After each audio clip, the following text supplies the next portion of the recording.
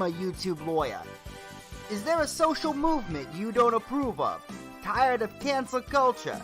For the low cost of $20, I'll read your message out to my fans. Want to go the extra mile? Donate $50 to my Patreon for a personal 3-minute Skype call. I specialize in OnlyFans analysis and making bold predictions way outside my area of expertise. Call now at 1-800-GO-G-RIFT. That's 1-800-GO-G-RIFT.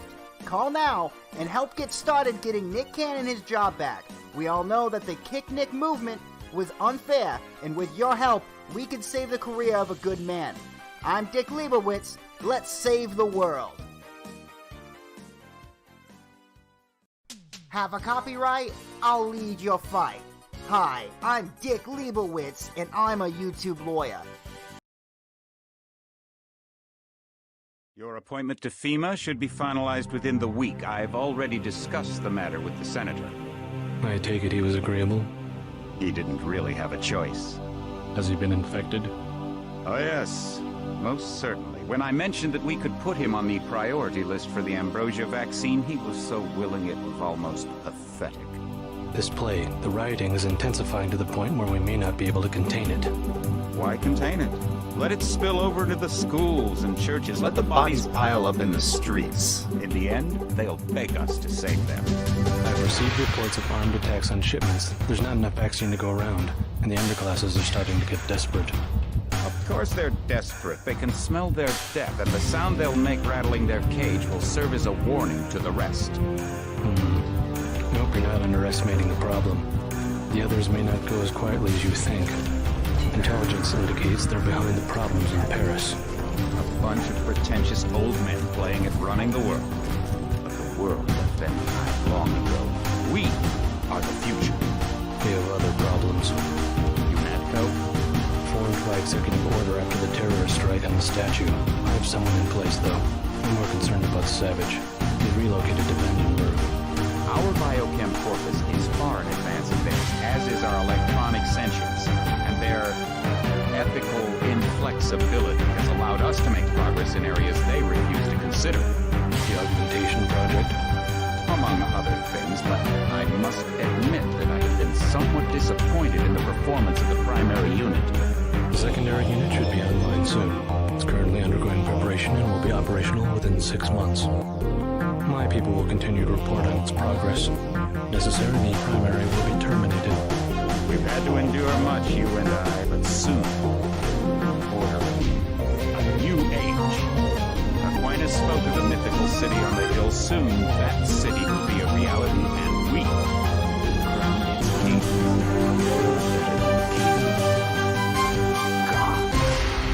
Better than kings. Gods. Good evening, or good evening. What is this antiquated good evening? What is this evening stuff I've heard of? It's the morning, bro. Good morning, everybody. Welcome to Midnight in the Morning. It is August 28th, 2020, and tonight we'll take a look at a series of topics. Most of them were things that I had prepared for different streams, and I won't bore you with the details, but let's just say I had about a day's worth of technical work just to get back to where we're at now. So thank you for bearing with us. Thank you for your patience, everybody. I'll try to stream and fucking upload more often. I apologize for being lazy, but man, I've been so unenthusiastic about the news over the past few months.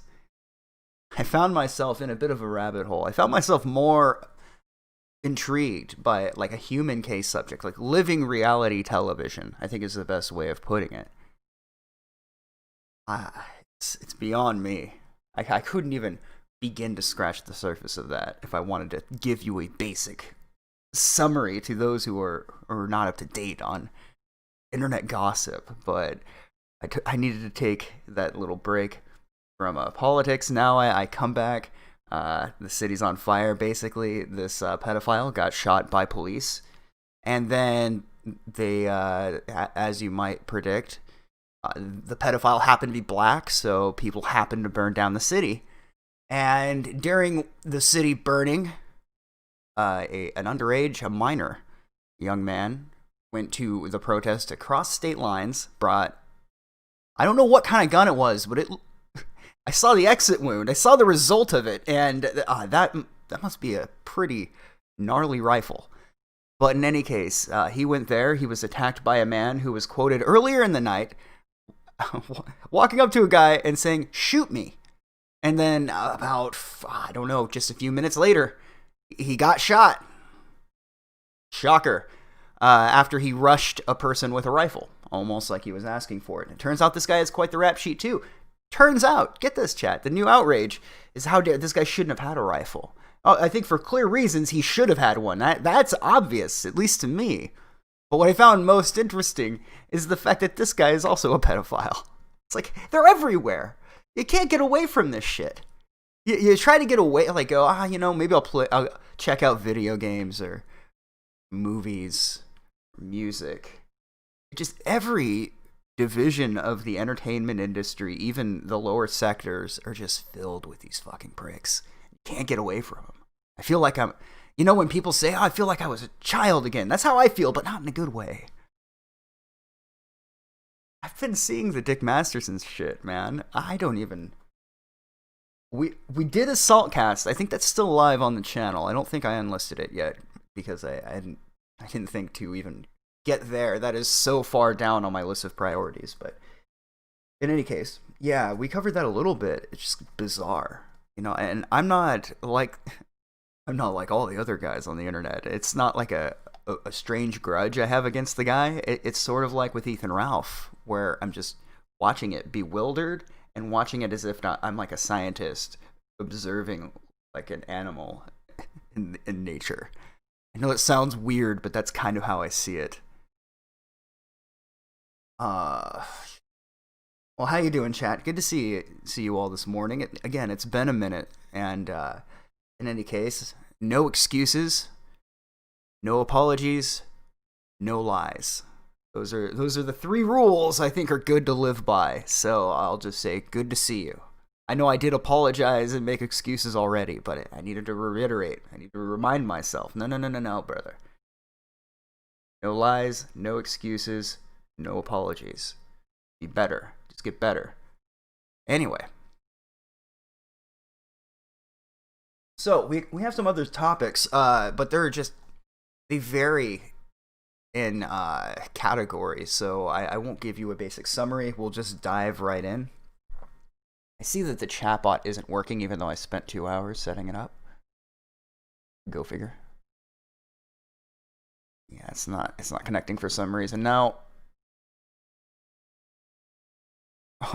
it says it's live. It just doesn't show the chat. Okay. Well, give me a second, chat. I apologize for keeping you waiting. Let me know if you can hear this. I love how hitting my cord, the microphone cord, also causes a spike. Okay, just one more moment. Yeah, and I had to redo the points as well. Yeah, I've heard about it. Where I didn't hear about it necessarily. What I should say is I heard about their back and forth. I also heard about that epic prank, putting a sticker in somebody's mailbox. I said I wasn't impressed, and then you go and do something like this. Just slow clap. That was impressive. Man, if you're gonna go that far, can you at least throw on a disguise and try to sell the guy a fucking cable subscription or something? Just be an obnoxious salesman. Like, do something, man. You're gonna go that far, and I would disavow. Don't go to the motherfucker's house. That's not cool. But if you're going to go that far, make it interesting. I don't know. If that counted, compared, like it, I didn't find that very funny. It just it came off to me as desperate to insert himself into the situation. I mean, how do you create a situation that's funnier than him doxing his micro dick to the entire world to fucking own one random person on the internet, which knocked down like a domino effect, a series of events that has brought forth a reality that is basically a Hollywood movie plot. Our protagonist, Ethan Ralph, holder of thy gun, falls in love with a young lady, and then this movie, it's a rom-com, right? Is the dad. He's like, we'll just say it's like Meet the Fockers, right? You got Robert De Niro. He's like, I don't approve of this, and he's a stodgy old man. Just the comedy that could be derived from that. That's a reality right now. The father of his girlfriend is now an A-log of his. What an absurd fucking time to be alive. It's not poo. You know, it was funny. I went back because there was an episode of This Week in Nectar I was briefly on, and they're like, say it with us a while. It's not poo. And I'll tell you something, man. My microphone cut out or something because I gave like 3 solid, it's not poo. And I saw that my voice wasn't coming through. So I don't remember what time of day of this was, but I can just imagine my neighbors hearing me yelling into the mic, it's not poo, like 4 or 5 times. And I don't even think once it read. So I'm just sitting there screaming this. It was a fucking time to be alive. He sniffed it. Why did he sniff it? Bro, okay, this is the question. If we have callers, maybe I'll do callers later, but if we do have callers, maybe I can set a poll. I'm in the he sucked his thumb boat. Okay, I heard the noises. Kraut, say what you want about him, but that audio technical work that he did for that stream where it's just replaying all of the sloshing and it's the most disgusting thing I have ever heard. Nothing even comes close. But I heard a very distinctive sound. Okay, I'm in the he sucked his thumb boat. Some people just say he sniffed it. Okay, and that's one thing. It's still gross. But I think he sucked his thumb, bro. Anyway, how do you compare to that? I don't know. There's a certain point when you are beating a dead horse, right? And I felt like we were approaching that pre-sex tape. So where we're at, I personally feel that I don't want it to become the mundane Matt all over again, where it's like 2 years later and I'm calling the dude on his cell phone or on my cell phone on an offhand number to like, oh yeah, well I heard you had a bad take on Twitter about the shooting in Washington or fucking Wisconsin or whatever. Who gives a fuck about the location? Everyone's a fucking weirdo now. You know, everyone's a weirdo now. Anyway, I feel like that's a good segue. We could start getting into the topics because all of that shit, man, life's too short, right? A lot of these people live vicariously through the internet, and it means so much to them. And it's to even be in the same category of internet people, I guess you could say. It's just kind of embarrassing. All of these people, they're so try hard, and it means so much to them. Man, internet fame and this couldn't be demonstrated more on the internet with personalities if you're paying attention. But it is something you should never look for. Fame is never something you should pursue. Not only will it make your content just try hard and cringy, like if all you have to say is just following people on the internet and what they do, I mean, sometimes when it's funny, you can't help but laugh, but I used to be kind of more charitable with these channels, right? But your channels like your Keemstar, your Oreo, your Algae, you get these channels that are just live with their nose perpetually up some other person's ass. And I just couldn't give less of a fuck about any of these people. So, yeah, that was one of the contributing factors where I'm like, I don't even want to deal with this internet bullshit. I'm always down to talk to chat, which is everyone else in the fucking situation's really gay. Rainbow. And you know something, according to all the people in the world, that's a good thing, right? Anyway. Yeah. So what else? What I could briefly touch down. I've been loving the assault that comes from the Mundane Matt Redeemed arc. I saw Drummer go at him a little bit. You know, not the best performance. What can I say? Yeah, You might have lost to Jarbo, but you still showed up. You get a C for trying. But I was having a personal laugh at those people for a minute. No redemption arc, no. And it just makes everybody who's been spamming redemption arc spam it twice. You know, there's something to that. Anyway, it's just been kind of funny. Funny watching it all play out. All right. With all of that, holy shit, I have like 30 tabs. So I don't even know how this is going to start, but this is old news, by the way. I apologize ahead of time. Let's switch over to the Twitter overlay here. Switch to the Twitter. Okay, so that has decided to not work, but that's okay. I can do it manually. Now, as you can see here, Jerry Falwell Jr., a famous religious person. I don't know if televangelist is the proper word. Business partner of Falwell says affair with evangelical power couple spans 7 years. Let's bring this up. Let's see. The man says his sexual relationship with the Falwells began when he was 20. He says he had sex with Becky Falwell while Jerry Falwell Jr., head of the Liberty University and a staunch supporter of President Trump, looked on. Oh, fuck. Holy shit. Well, that's not a good look.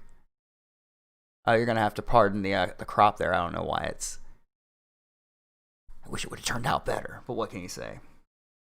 Jerry Falwell Jr., literal cuck. Not even just internet banter, somebody just insulting somebody. Captain Hats, I do. Oh man, that whole situation. That's the funny thing about all of this is, like I said, internet stuff. You just can't take it too seriously. Receipts. Oh, there's an article on it. You can search for it. But I'll do you a favor. I'll do you a solid.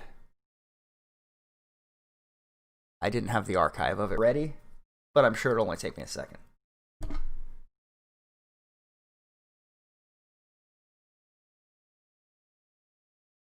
Jerry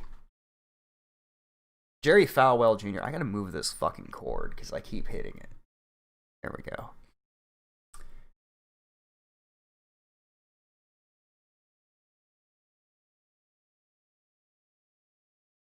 All right, receipt number 1.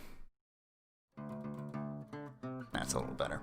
She was the aggressor. Former Liberty student alleges sexual encounter with Becky Falwell.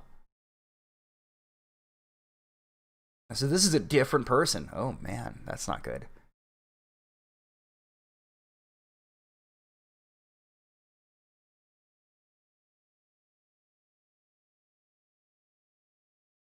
See, I grabbed those screenshots myself from the article. Here it is. Pass. Yeah, no, I feel like you could probably look with a simple Google search, as I am doing right now. He's talking about his resignation, but did not respond. Autoplane. Exactly why I typically archive them. But yeah, literal cuck, bros. It's true. It's true. I told him he needed Jesus. No, it's a Reuters article. So take that for what you will.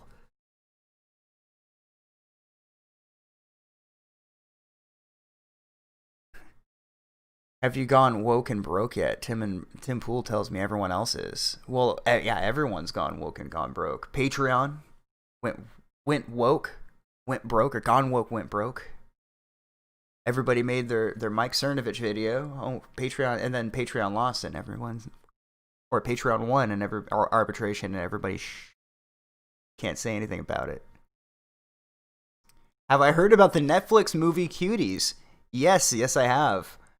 I became familiar with it by somebody basically screaming about it on Twitter for several days, accusing other people of promoting it.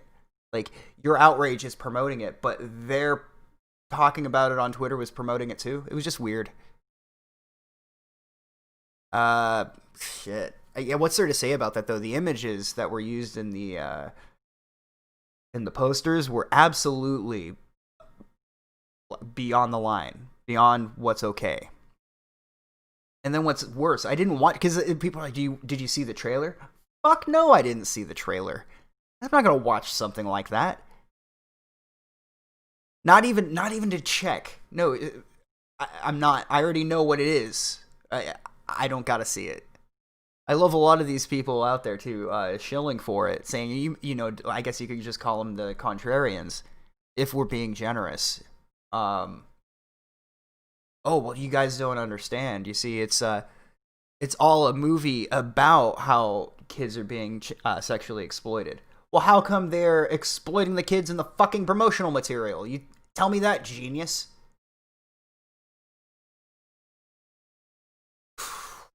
Ooh, whoosh. Do I have a Discord? I do. It should be in the description. If that link doesn't work, hit me up on Twitter and I'll send you one. I don't have my macros set up just yet. I have a few of them. I have the one for my channel with Davey. It's going pretty decent, I have to say. I'm getting a little bit more in the flow of things. And, you know, if it's your thing, we're available on iTunes and Spotify. So there you go. Anyway, we'll move on to our next thing here. The Anti-Defamation League. Always there to bring a smile to everybody's face. I'm surprised they haven't done their own promotional bit for... There we go. For cuties. You would think that they would come out and say, hey, listen here. This nice filmmaker was just trying to make their way in the world. Are Macs based? Fuck no, they're not. That's another thing between Davey and myself. He uses a Mac. I disavow that shit. I absolutely disavow. Hard disavowal. That is a harder disavowal than you will get out of me on most subjects. Anyway, we'll get a load of this. QAnon, and this is the ADL. QAnon is rooted in conspiracy theories about outright lies. Thank you, Representative Malinowski and Representative Riggleman. Who has these fucking names? It's almost like they're just up. For leading the bipartisan effort to condemn the potentially dangerous ideology. It's an ideology. Yeah, it's an ideology. Right there next to National Socialism and Communism.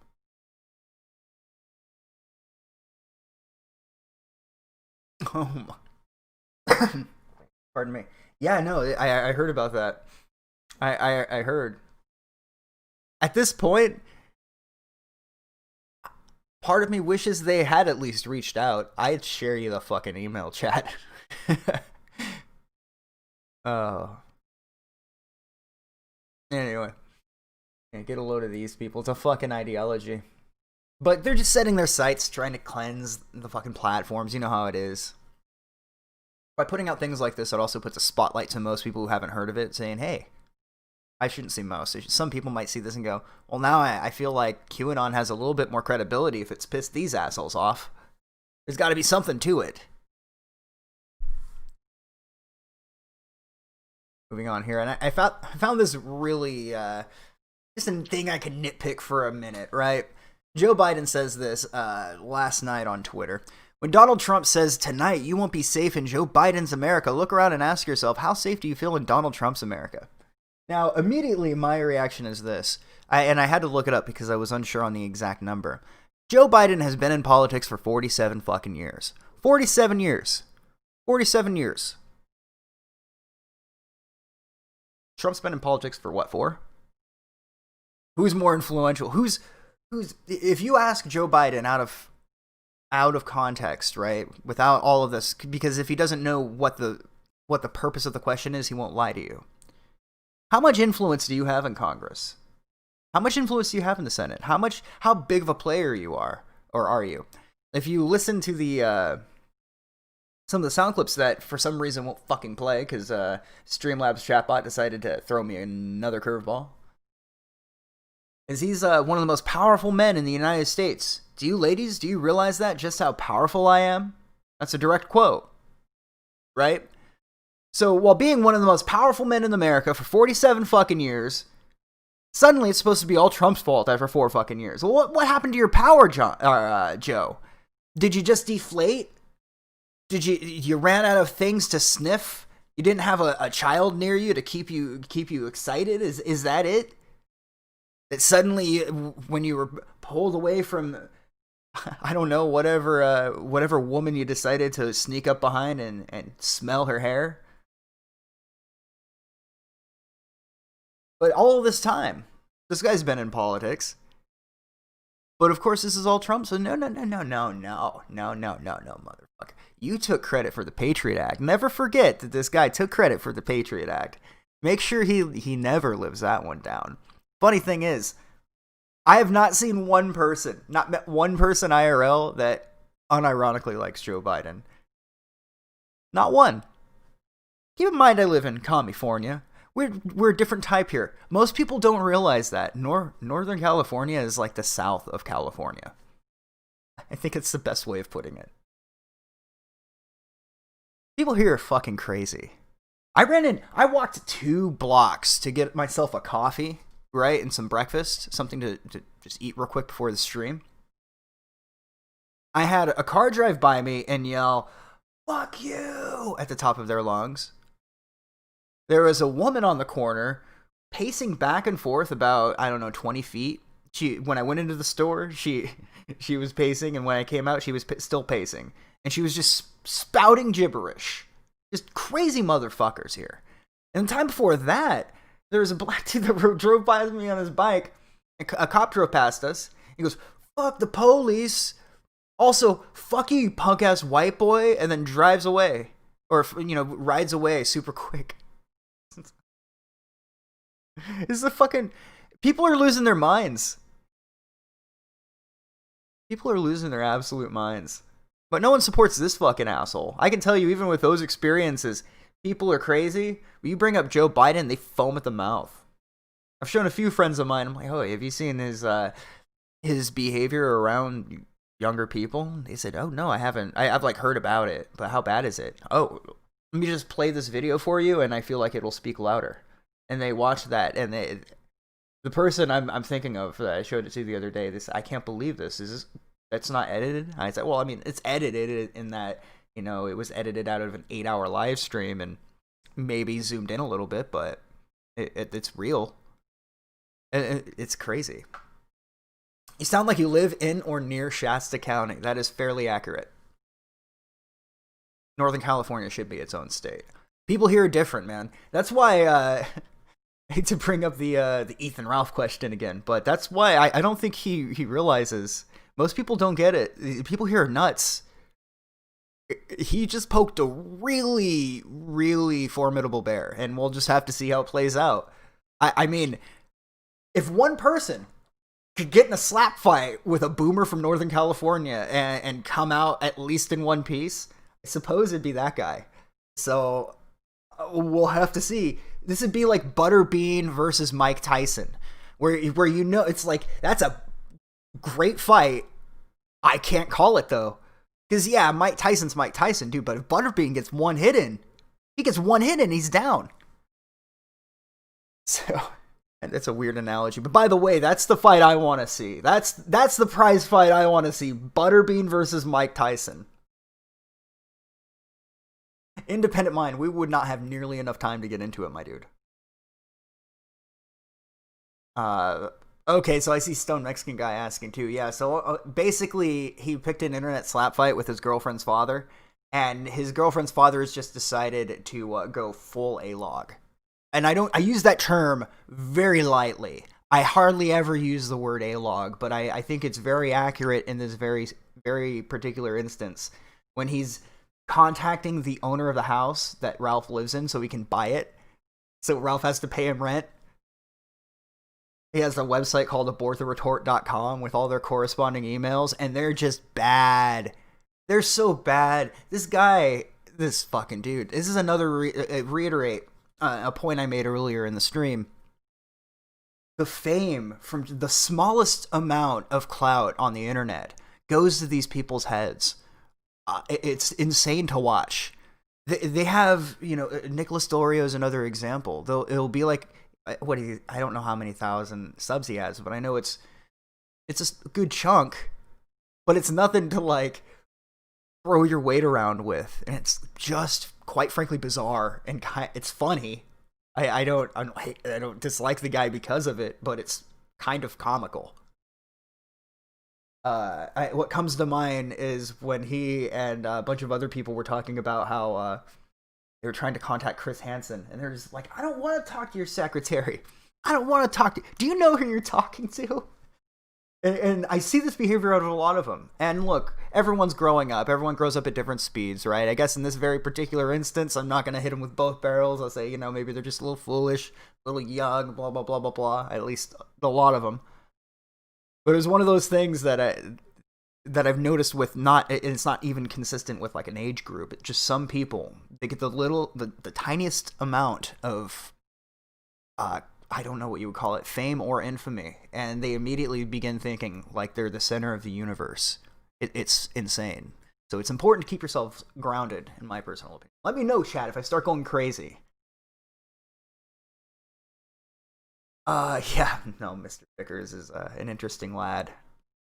Deorio, yeah, here's the thing, I hesitate to shit on Deorio too much, because he was friendly to me and helped me resolve a copyright issue about a year ago, and he had nothing to gain out of helping me. Nothing at all. As far as I know, he didn't even brag about it. He just helped me resolve it. He reached out to me, and it was just a nice thing that he did. So I will always go, hey, despite whatever happens, that guy did me a solid favor without me asking or requesting it, and asked for nothing in return. Didn't brag about it. And I think that was a decent thing. That's what decent people do. Typically, they're like, hey, I can help this guy. Helps the person, goes, right on, man, you have a good one. And fucking floats right on. So, I think it is important to say that.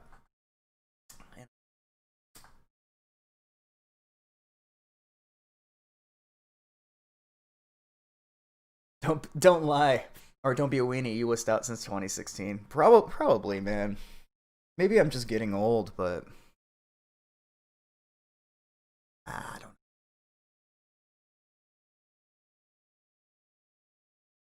know. Anyway, chat, we should probably not diddle daddle too much. But we got Joe Biden. Good old Joey. Big Joey. Soft, tender-hearted Joey. Oh, that's right, the remote's not working. Let's just go back to that one. And I will record some new bass lines for that, by the way. I've been playing the fuck out of some music. That's mostly what I've been doing. I got my Stratocaster with new strings on it, man. Look, there was a little bit of arguing with Johnny Fox earlier on Twitter, but the Fender Stratocaster is one of the finest instruments ever fucking built. Period. That's all there is to it. It has that signature sound. Oh my god, love this guitar. Yeah, Lucky, I'm with you. Same here. And to be quite honest, it got really boring. I do catch some of it, but it's like, it's over now. We've been asking this for a while, but how do you top it? How do you keep it interesting? It's reached its peak. Like, hypothetically, this would be the end of a story arc. This is where you would end any sort of, like, story of the situation. Is currently Mr. Vickers is, that type of shit. Good instrument doesn't make a good musician. That is true, but you line those two up and it's a good fucking time. Oh, yeah. Well, all the bass lines that you hear are me. Funny thing, I know you're here from Davey's channel, L, but I play music a lot on the channel, and I kind of get shit from chat, but I have my acoustic guitar, my acoustic bass, 2 electrics, I have a keyboard, and I've been learning to play just a bunch of different songs that I like. Like, I've been playing a remix, like, I cycle in the lyrics from Joker and Angel by Shaggy, playing that, because I got a good bass line that goes well with it. about a good handful of gorilla songs, and a song by The Good, the Bad, and the Queen called Kingdom of Doom. El Manana by the Gorillaz, great song. Shadows by Agua Simone. And then also, because I'm this type of person, the Ballad of Chasey Lane by the Bloodhound Gang. Which, I know is just the key to a woman's heart one day. I'll play some Bloodhound Gang, and that's how I'll know she's the one. Let's hear Twist of Cain.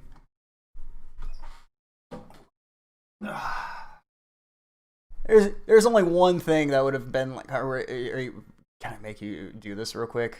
You requested Danzig song, and I guess that's, and especially this one that's like is it?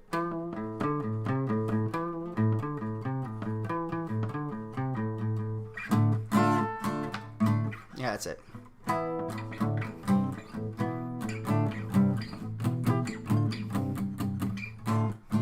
Yeah, something like that. It's been a while since I played that one, but Mike, I know Twist of Cain, damn it. Alright, I promise that's all, though. That's all we're gonna get. I know some people don't like me descending into music.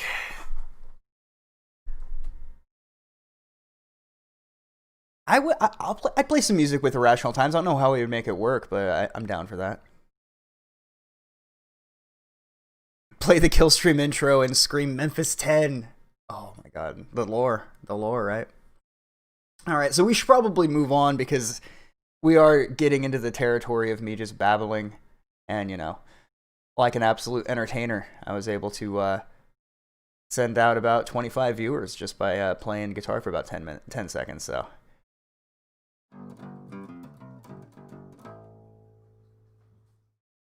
Can shoes spread COVID? The likelihood of COVID-19 being spread on shoes and infecting individuals is very low. But here's the reason I brought this up. World Health Organization says, fact, the prolonged use of medical masks when properly worn does not cause CO2 intoxication nor oxygen deficiency. The prolonged use of medical masks can be uncomfortable. However, it does not lead to CO2 intoxication nor oxygen deficiency. While wearing a medical mask, make sure it fits properly and that it is tight enough to allow you to breathe normally. Do not reuse a disposable mask and always change it as soon as it gets damp.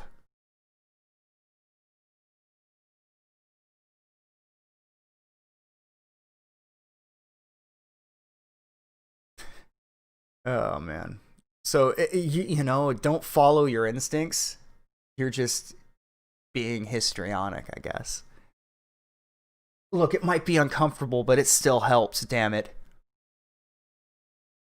Mix in some xylophone and bagpipes, and you're going, oh man, yeah, saxophone, that'd be solid. Yeah, due to the condensation from you breathing out, it would be damp. And why do I feel like I'm suffocated when I'm wearing one? Yeah, I know, right? You would think if my body's telling me I'm not getting enough air, I'm gonna believe my body instead of this fucking asshole. This medical dude.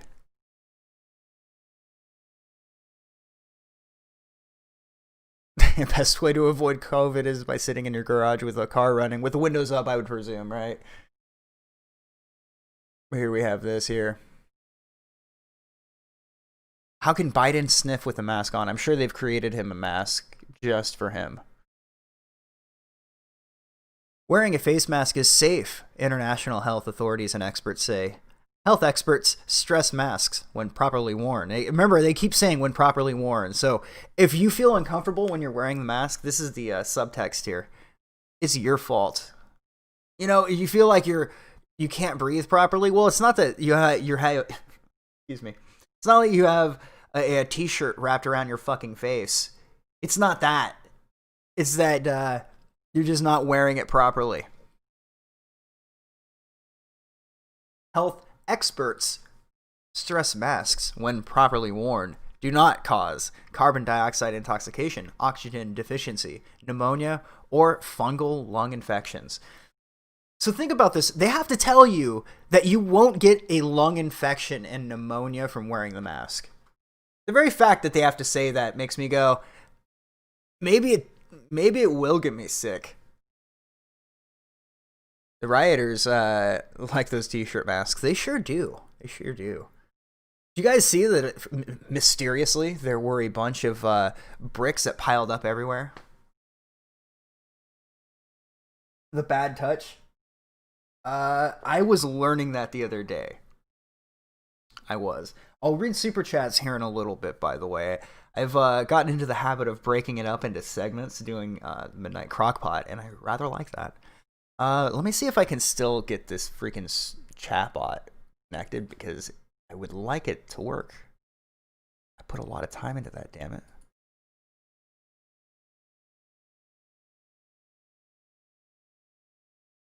All right, now let's take a look at a rap sheet. Now, I did see that somebody called me out. They said that I was stupid because the statute listed here does not match the statute here, and they mentioned the state of Washington. But this is for Wisconsin. It says Wisconsin everywhere. But yes, I do see that. But, I'm not exactly a law professional. I'm not a YouTube lawyer. I don't really understand things like that.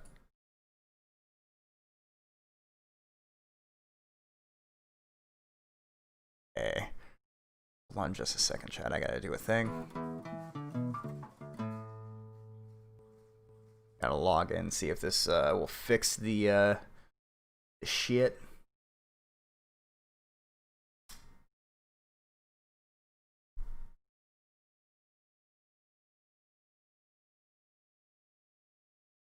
Might be a firewall issue too. I'm not sure.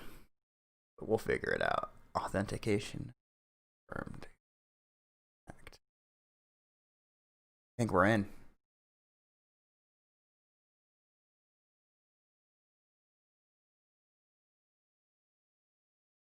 Yes, we're in. All right. Thank you for your patience, everybody. I'm gonna go ahead and get rid of some of these tabs. Yeah, I came in late. Have you talked about the kid in Wisconsin who threw his life away to protect a car? No, I haven't. I haven't seen it. I've seen a few of the video clips, but maybe one of the ones is one of the ones you have in mind.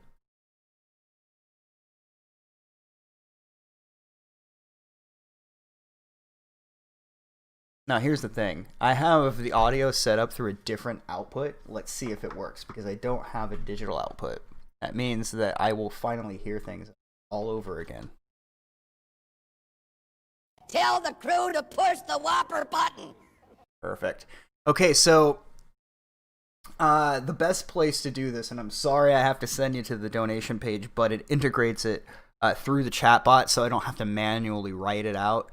But if you click on the donation page, and there's most of the commands are the same, but I changed some of them around. You click on it's one of the option tabs, right? It's at the top of the screen. You click on that, and you click on chatbot, and it should list all of the commands. And by the way, you guys will get a fuck ton of points now. I set it up for Wildcoin. Now, because I had to reinstall Windows, nobody has any points right now. But just hang out and chat. If you're unsubbed at the moment and you sub, you get like 10,000 points, I think, or something like that. Let's see, the stream bitrate lower than it should be. Okay. They made a song about Kyle already. All right, so to those of you who have managed to keep your heads down and have not been inundated with millions and millions of video clips and hot takes about this whole thing. So in Wisconsin, an unarmed black man was killed, and of course that means we have to cause more damage to, 10 times that much. More people have to get hurt as a result. There we go. So this is the apparent rap sheet of where's his name? Jacob S. Blake. This is arrest warrant. third-degree sexual assault, domestic abuse, disorderly conduct, domestic abuse, criminal trespass to dwelling.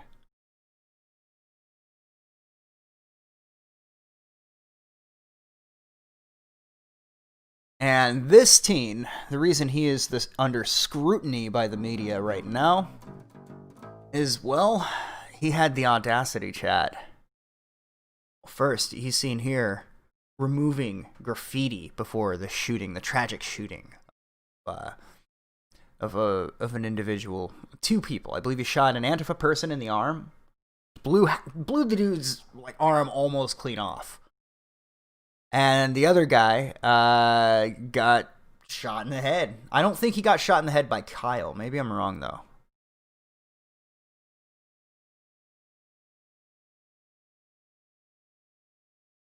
So, here.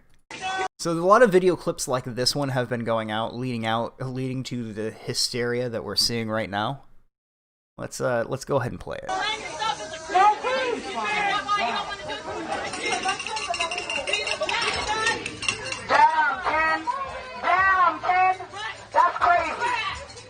Put your mask on now, huh? Motherfucker. Pasty piece of shit. Wow, racism, white supremacy. Hey! Just people being really insufferable. It is hard to tell how much of this is staged. Probably all of it, to be quite honest with you. Just look at Charlottesville and how much of a shit show that is. I would imagine they got a little bit more clever about pulling the rug out from under us. By the way, good to see you. So here we have Kenosha. With law enforcement incapable of defending private property, armed groups have begun protecting the city from rioters. This man claimed they were friends of the business owner and were carrying only lethal rounds. They successfully defended the property from the roof.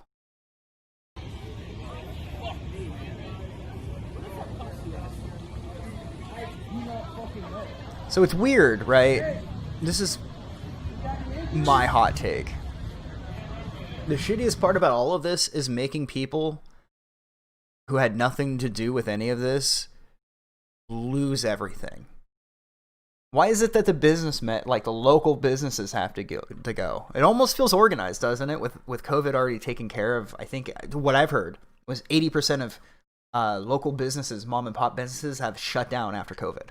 80%. And I can't imagine how real that could possibly be. It could probably be some bullshit study from some bullshit report, because most of them are. But that seems consistent. I've seen most of the local businesses crippled and left unable to open. But yeah, so then Amazon's just dropping boxes everywhere. The sales for Amazon, Walmart, Target, all of the big corporations, all of the fast food are way up. Really is something. Makes it seem like that might have been the entire point. So, the man you saw in the image from this tweet here, for the article, whatever you want to say, he had, I believe, fatally shot. I'm not sure if it's fatal. He might be in the hospital still, but he got shot in the fucking head, is what I'm trying to say. And this is archived, but I also have this one up. And the reason I have it archived is because apparently his entry in the Wisconsin Department of Corrections sex offender registry has been wiped. Joseph Rosenbaum. But here you can see he has quite the rap sheet. Quite the gentleman. You know, it's funny. Whenever there's a nationwide protest, peaceful gathering, it's always because some piece of shit like this dies. It's never because, oh, this was an actual good human being that tragically died in an unfortunate series of situations, right? Whether malicious or not, it never seems to be a good, decent person that gets killed. If it is, the media doesn't even cover it. No fucking riot, no parade for them. But then you get a guy who's hopped up on uppers and downers, refuses to comply with simple fucking instructions. Suddenly he's a hero.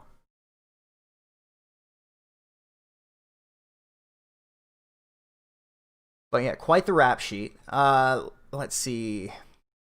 Let's just check this one out here. Assault on staff. Sounds like a lovely individual. Looking for, that's parole placement, work program. But yes, somewhere on here there is, here it is. Here it is. Commitment and sentence information. Sexual conduct with a minor. Sentence date. December 16th, 2002. So there you have it, chat. I think Wild Goose had the best take. It gave me a solid chuckle. So let me see if I can just bring that up, because I don't want to misphrase it. There we go. Take me, I don't know, just a few seconds here. And that would be good for some Jeopardy music. Just the stalling bass line. It's the button I press when I need to stall.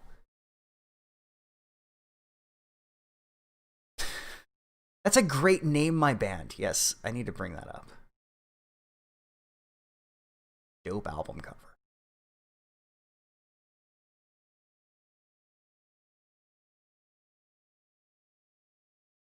Here we go.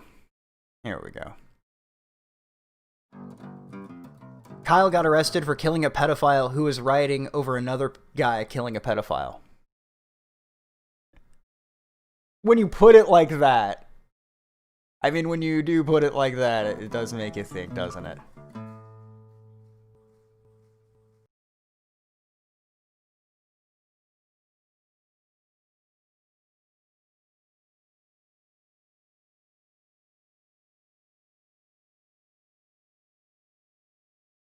Yeah, I don't even want to get that. I'm not even going to bother.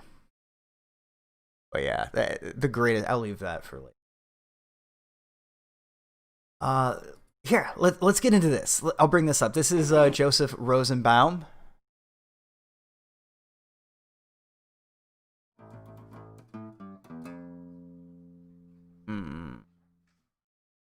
I am so proud. Hey, it worked. I'm so proud too. Thank you, Bernie. Did you see how they chased Rand Paul on the street? I heard about it, but I didn't look into that yet. We'll have to take a look at that later, or bring that up before.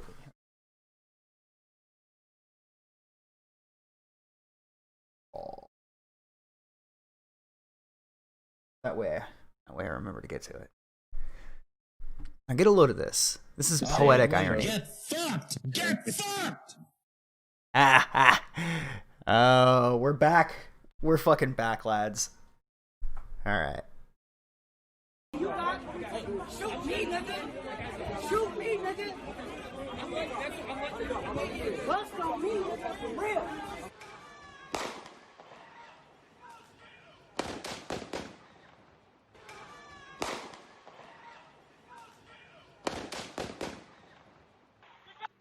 You guys think he said the N-word? Is that why he got shot?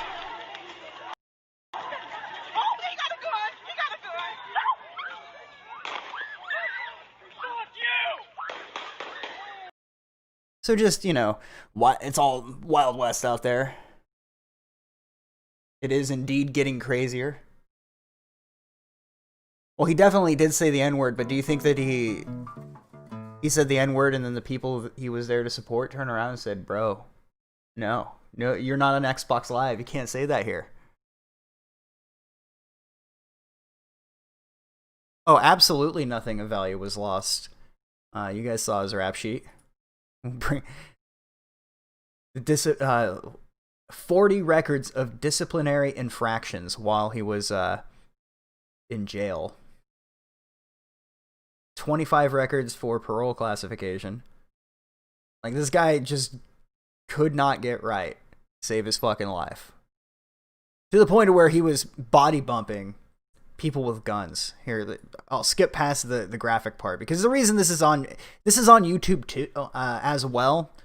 But there are moments where, you know, he's probably moments from succumbing to his wounds, and you see like the light fading from his eyes. It's a bit intense, so I'll skip that.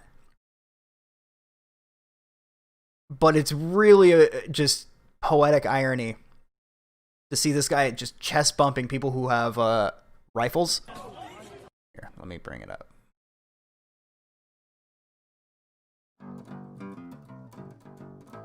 Nah, that's good enough.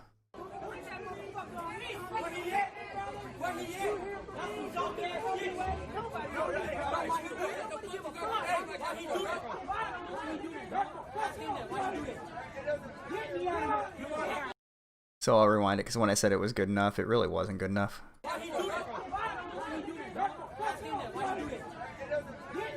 Let's go, bro. Let's go. Look at him. There he is right there. Holy hell, he's short.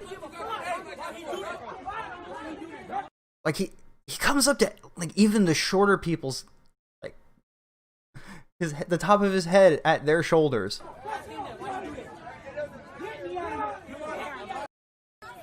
There we go.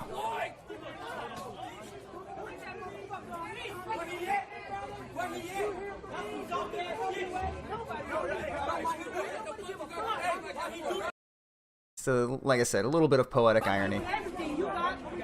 Shoot me, nigga. Shoot me, nigga. Bust on me, nigga, for real.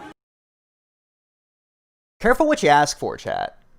Careful what you ask for. I mean, maybe don't walk up in the middle of a crazy protest. I realize I have the wrong overlay. There we go. My bad. I knew I was going to catch it eventually.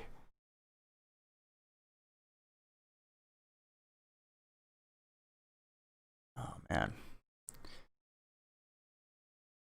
Yeah, it's just kind of bizarre. Kind of bizarre. What are you going to do? Shoot me? Exactly. He thought because he had a small hitbox, you know, he's only like 5'2". He's totally got that bagel boss energy. You're not God or my father or my boss. As I can hear it. Do you think that the MAGA YouTuber housewives will do a MAGA rap for Kyle? Absolutely. It's probably currently being made. Oh man. Okay. Switch back over to that. So yeah, we also have the footage of this is why everybody's rioting. I think it's important context. There is no like gore, but it's what I guess you could consider graphic, even though you don't really see anything too bad. But I guess trying to do due diligence here. Warning: the following series of images might disturb you. Be advised. Viewer discretion is advised. Hey, honestly, that wasn't too bad. Fuck it, boys. We got it in one take. Okay, let's stop stroking the ego and actually use the right overlay, for fuck's sake. There we go.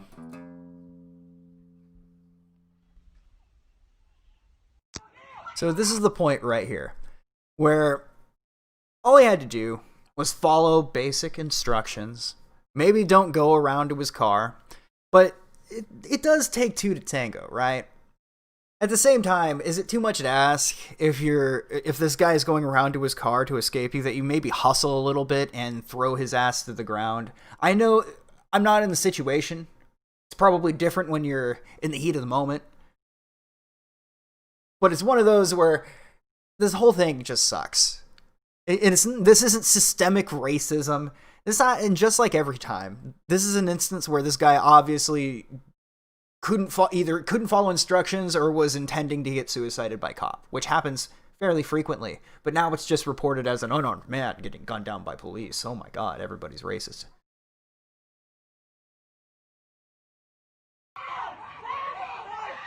They have literal guns on him. He's reached by to his waist. Here, let's go back a little bit.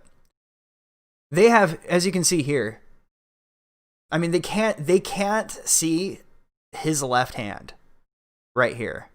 They can see it's in front of him. He could be reaching into his waist to grab a gun. They still don't shoot him at this point. At the same time, like I said, they should be hustling a little bit to throw his ass to the ground. But then again, I haven't been trained. You know, it's easy to say that. He had a big knife clearly visible in his waistband. That's why they didn't tackle him. I see. Now that's the expanded context that helps. Thank you. But right here, like, you could see that he tried to prevent him from getting into the vehicle.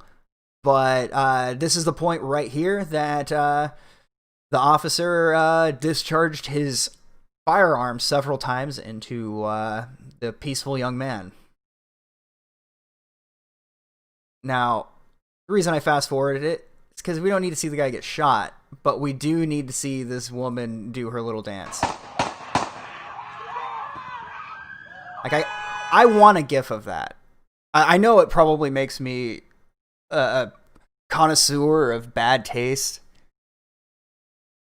Oh, I've already seen it, but I'm trying to be, you know, to those that are not interested in the actual graphic portions of it, you know, trying to give it a, you know, trying to skate the PG-13. No side boob though. Okay, chat.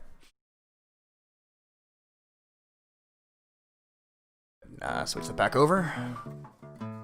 That's why everybody's pissed off. Now, as you saw there was nothing racist about that altercation. No one said the dreaded forbidden word.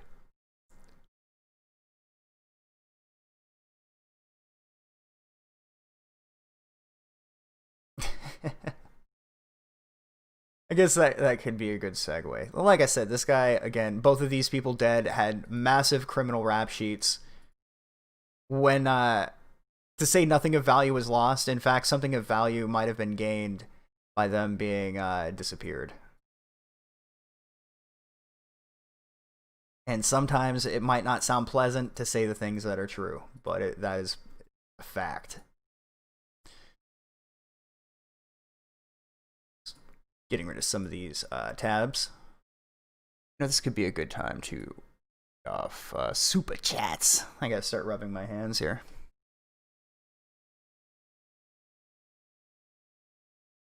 Alright, so I have, like I said, a few things we can take a look at. We have we already read that.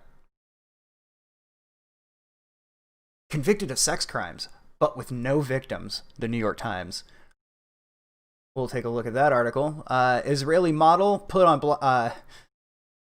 blast for wearing blackface. New York University student group demands blacks-only student housing on campus. Mysterious giant safe appears in a farmer's field in upstate New York. CNN banned for on-air graphic reading fiery but mostly peaceful protests. That's what the subject matter of the thumbnail is. Bill would allow giving guns to minors without parent okay. Based. Video shows Mountie entering a Saskatchewan home with an axe during a wellness check. And then a news story from my neck of the woods. Bud Light fan uses beer to save his home from wildfire. That is some hustle I really appreciate. And then we have an article that is literally blaming Smash Mouth for spreading COVID. I couldn't make that up if I wanted to, chat. That is a fact. So we'll get into all of that. First, I gotta rub my hands a little bit here, and there we go. Right, we had $2.99 from W. Lawson. To be fair, the father is super cringe as well, meaning Matt Vickers. Oh yeah, this is why I hope he can observe a little bit and pay attention, because he is the type of person that would have a thread about him if people knew more about him, I think. But that having been said, I'm kind of rooting for the guy. He's going on, like, almost willing to torch his own business, because what he wants to do is to put Ethan Ralph in a position to where he can show his true colors to the daughter, so she realizes what she's getting into. It's all a gambit to save his daughter, and it's really heartwarming. It's like wholesome. So, I mean, is it too much to add? Like, folks, I don't have to tell people this, right?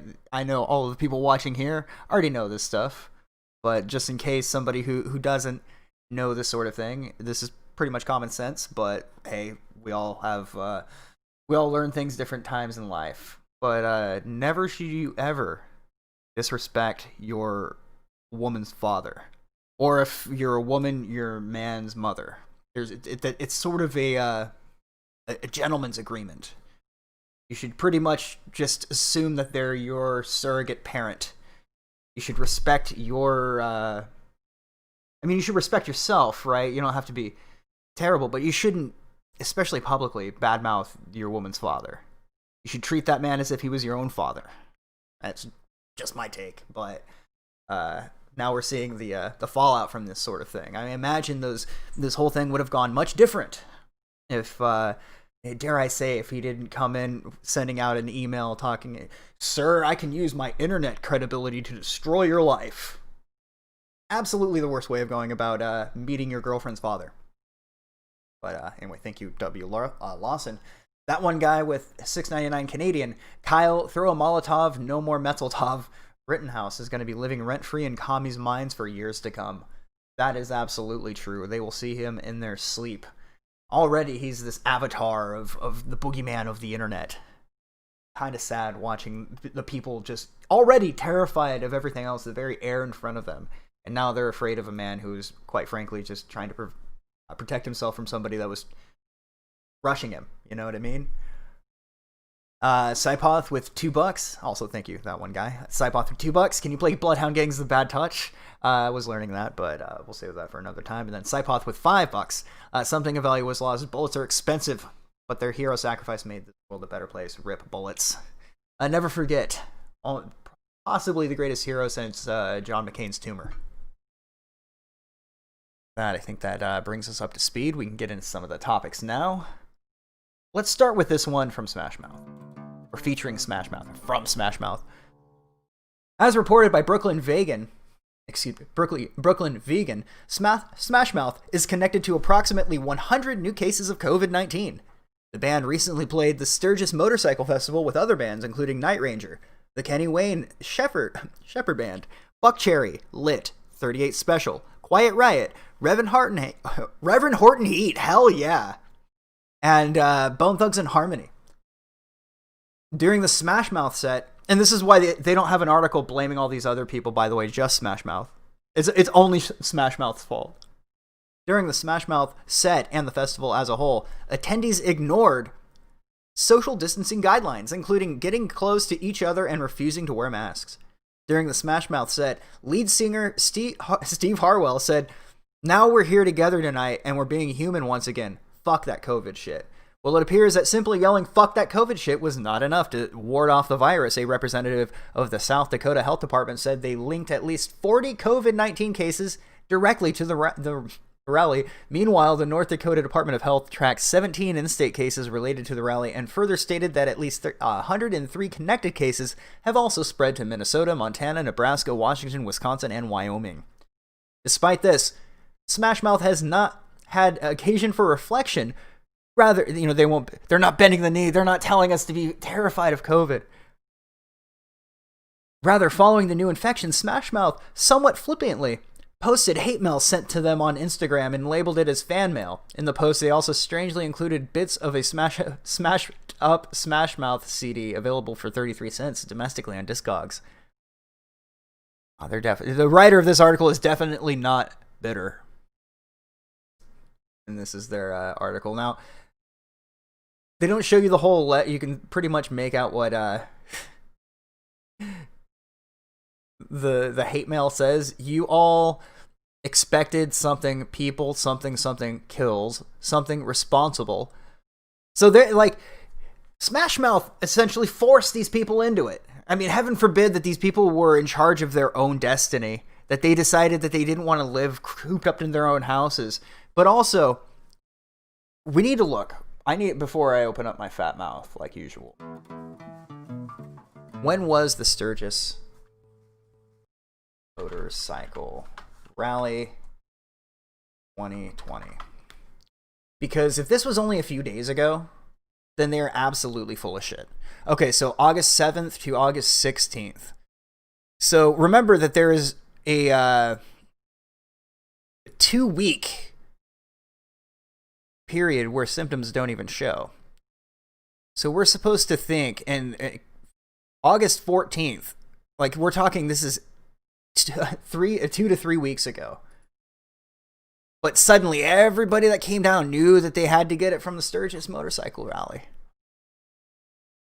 2 to 3 weeks exactly ago.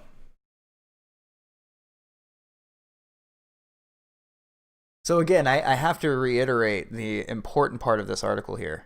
The reason that Smash Mouth is at the head of it, that it's their picture front and center, is because they had the audacity to say, oh, well, we shouldn't even, fuck COVID, fuck this stupid nonsense. Because they dared question the experts. They needed to, get a message out. A nice reputation you have here. It'd be terrible if something happened to it. That's how it comes off to me. The lead singer is such a gamer word. Yeah, there's a video out there of people throwing bread at him while they're playing Smash, or not. What's the song? All Star. And he's getting super pissed while the rest of the band's trying to play All Star, and they're waiting for him to sing it. It's just 2 minutes of him yelling at a guy who was throwing bread at him, and him threatening to leave the stage. It's pretty funny.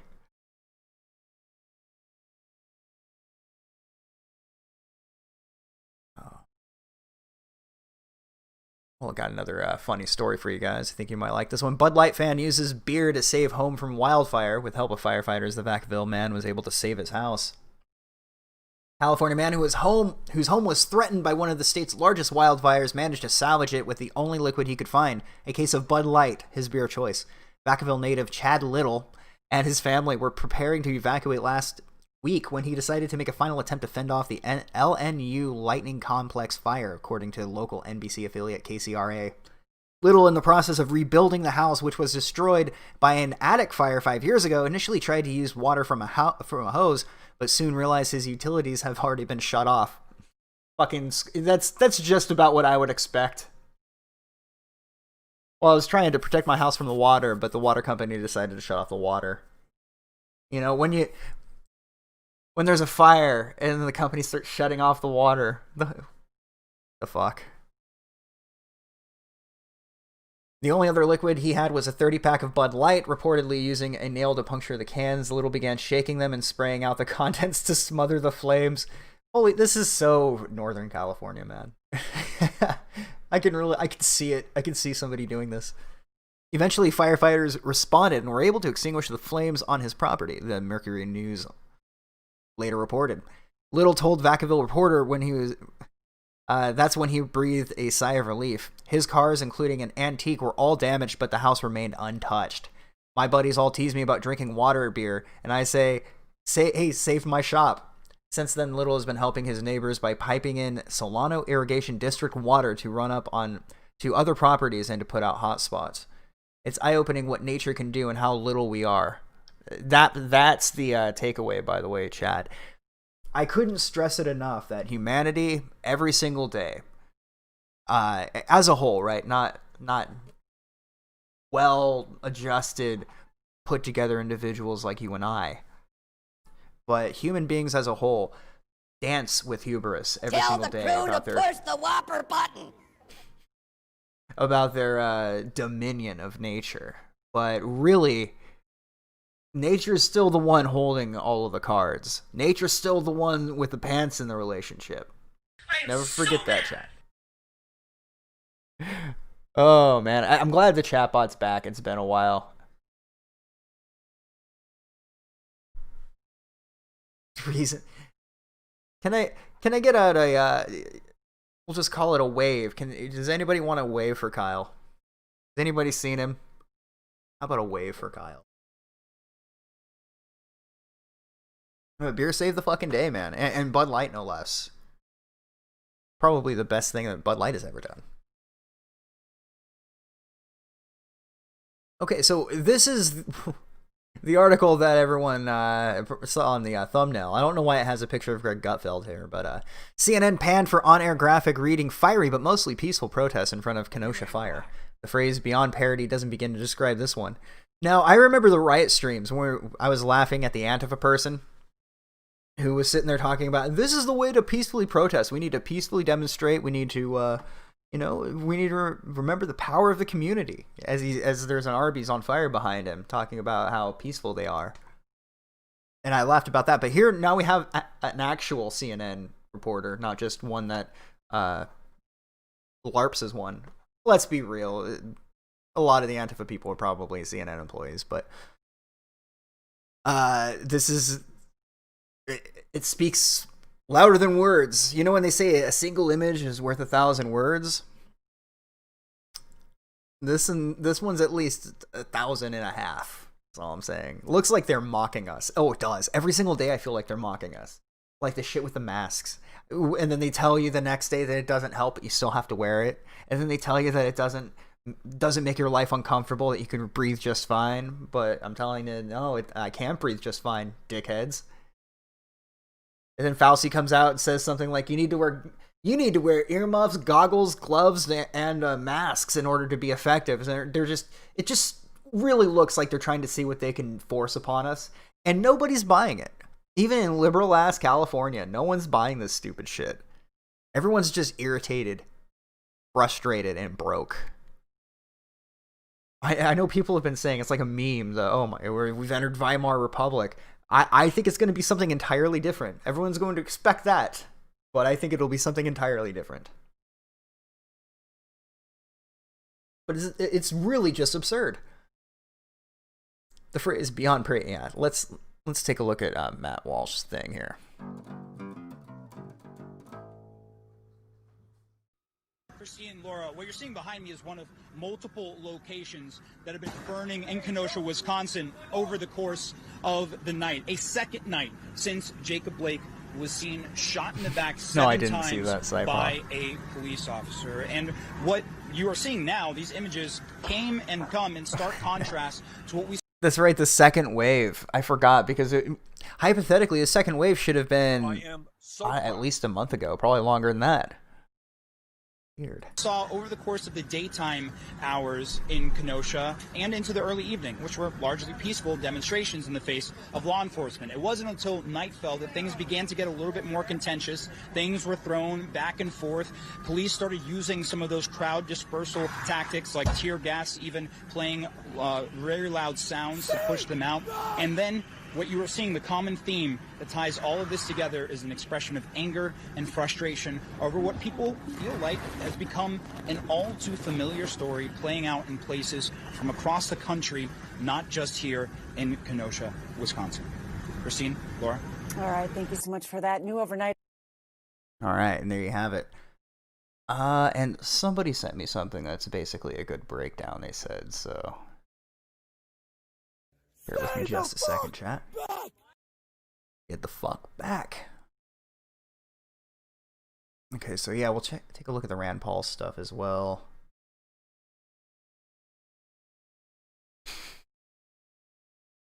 I love the image. A teenager faces charges in shooting that left 2 people dead in Kenosha, Wisconsin. The New York Times visual investigations team reviewed hours of live streams to track the Oh my god, I can't even just drink that in. You know what I'm gonna leave that on screen. I'm gonna just sit back with my noisy ass squeaky chair. Let that sink in.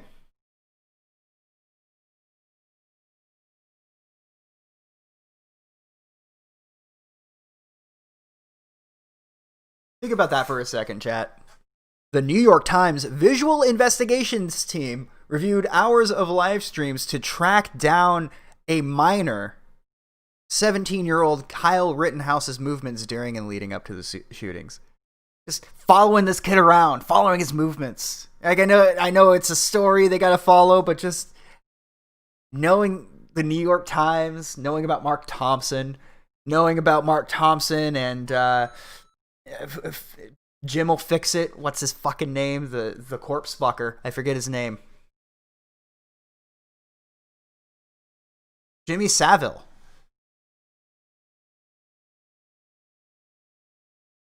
They did do a good job. Yeah, the guy is telling me I should check it out. Yeah. So you're not alone, Coach. I should just stop being an asshole and firing my mouth off. I'll be saying that till I'm old as fuck. Older than I am now, that's for sure. I should stop throwing my mouth off, but I'm going to start throwing my mouth off a little bit more. Just one more time.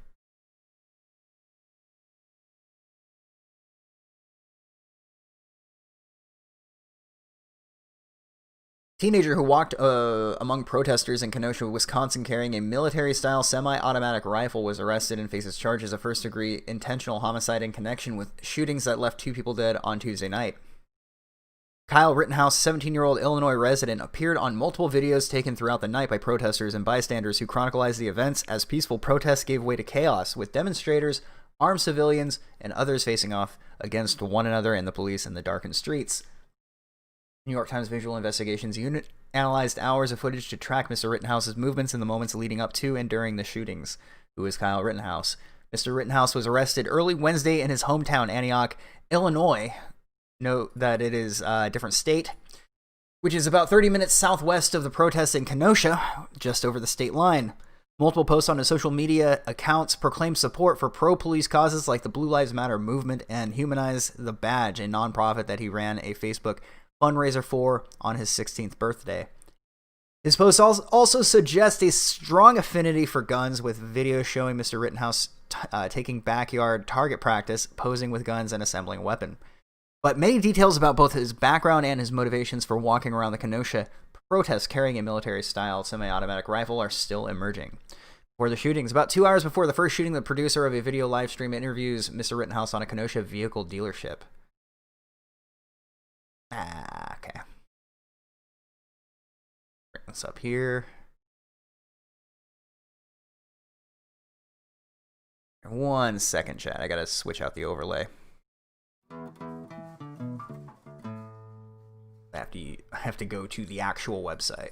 See, the reason I use archives, they don't autoplay video ads at me.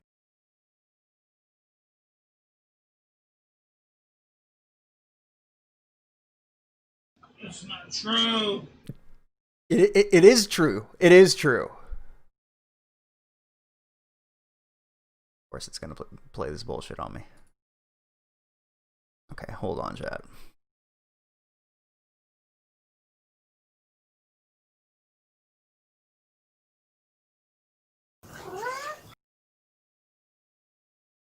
Did he?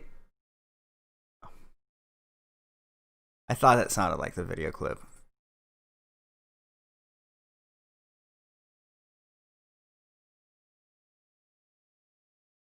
All right.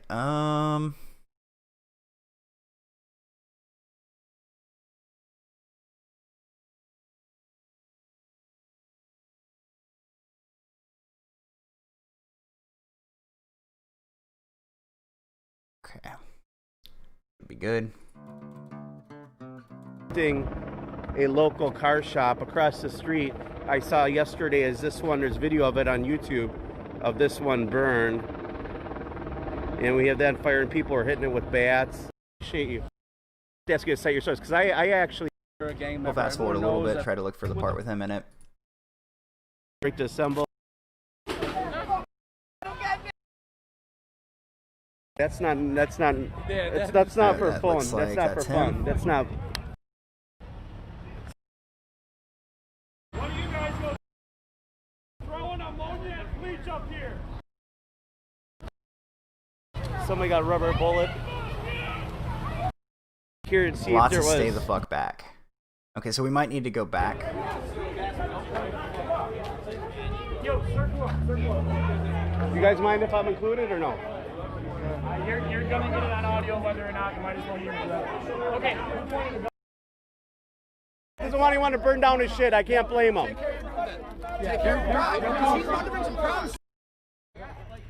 That's what started most of this. Okay, see, I'm not seeing the clip in question. It must be from right around 50 minutes in.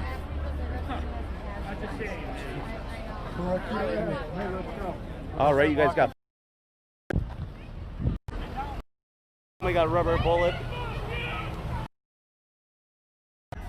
Not just us to run down. If I can't find it, I'm just gonna move on. Somebody, that's not for fun. So yeah, that's right not around for 50 fun. minutes, I think. That's not. That's. Maybe he'll interview that guy. I just assumed That's what I was looking for. And we got the militia here.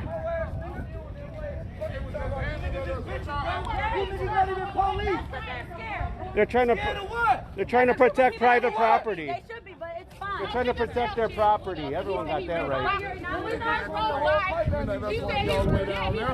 Yeah, no shit. I don't disagree. That's Hey, the they care aiming at property. us when we down there. Oh, were they? With the green laser. Oh, I didn't know Yeah, that. with the green laser. That's bullshit. Yeah.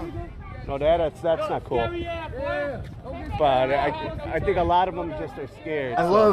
I love how all of the So, fucking people have just press and medic written on them, but you know they're not either one. They're just trying to protect their property, bro.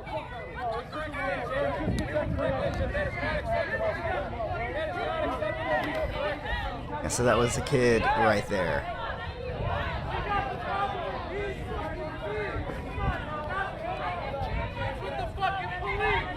I agree with this guy. These guys just trying to protect their property up there.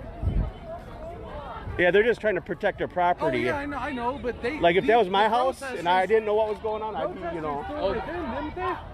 Yeah. Well, That's the fucked up part. I just assumed they were like some old riders. no, I think one of them they clicked the laser pointer, and they're probably somebody's trying to be a cocky They got dick. the right to do that. Yeah, I know, but it's still being a cocky dick, though. You know. That's true.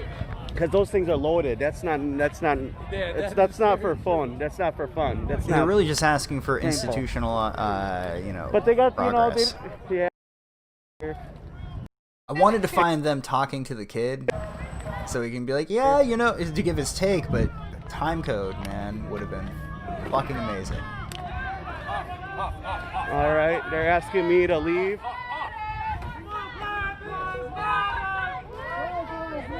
That's unfortunate. I'll have to come back to that.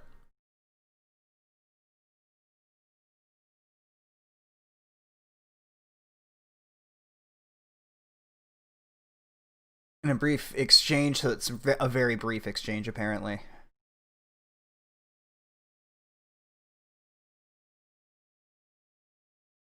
Mr. Rittenhouse speaks with Richie McGinnis, a video editor at Daily Caller. Mr. Rittenhouse says that they're there to protect the business. He calls it his job, although there is no indication that he was asked to guard the site. Later, he claims to another videographer that he was pepper sprayed by somebody in a nearby crowd while protecting the property. In most of the footage the Times has reviewed from before the shootings, Mr. Rittenhouse is around the area. He also offers medical assistance to protesters. About 15 minutes before the first shooting, police officers drive past Mr. Rittenhouse and other armed civilians who claim to be protecting the dealership and offer water out of appreciation. Mr. Rittenhouse walks up to a police vehicle carrying his rifle and talks with the officers. He evidently leaves the dealership and is barred by the police from returning. 6 minutes later, footage shows Mr. Rittenhouse being chased by an unknown group of people into the parking lot of another dealership several blocks away. So the police blocked him off, and he got cut off from the rest of his group. Basically, the adult that I'm assuming was looking after him.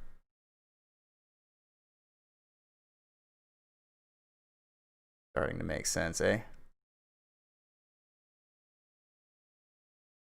First shooting. While Mr. Rittenhouse is being pursued by the group, an unknown gunman fires into the air, though it is unclear why. The weapon's muzzle flash appears in the footage filmed at the scene. You were right, Coach. This is good coverage. Look at this. Muzzle flash, lunging man, Rittenhouse. You see, they actually pull out the magnifying glass and the microscope in a situation like this. Cops are in on it. It does seem like it, doesn't it? Oh, they offered him water. Oh, then they mysteriously blocked him off from the rest of his group. Yeah, okay.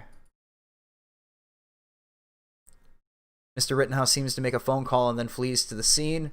Several people chase him, some shouting, "That's the shooter."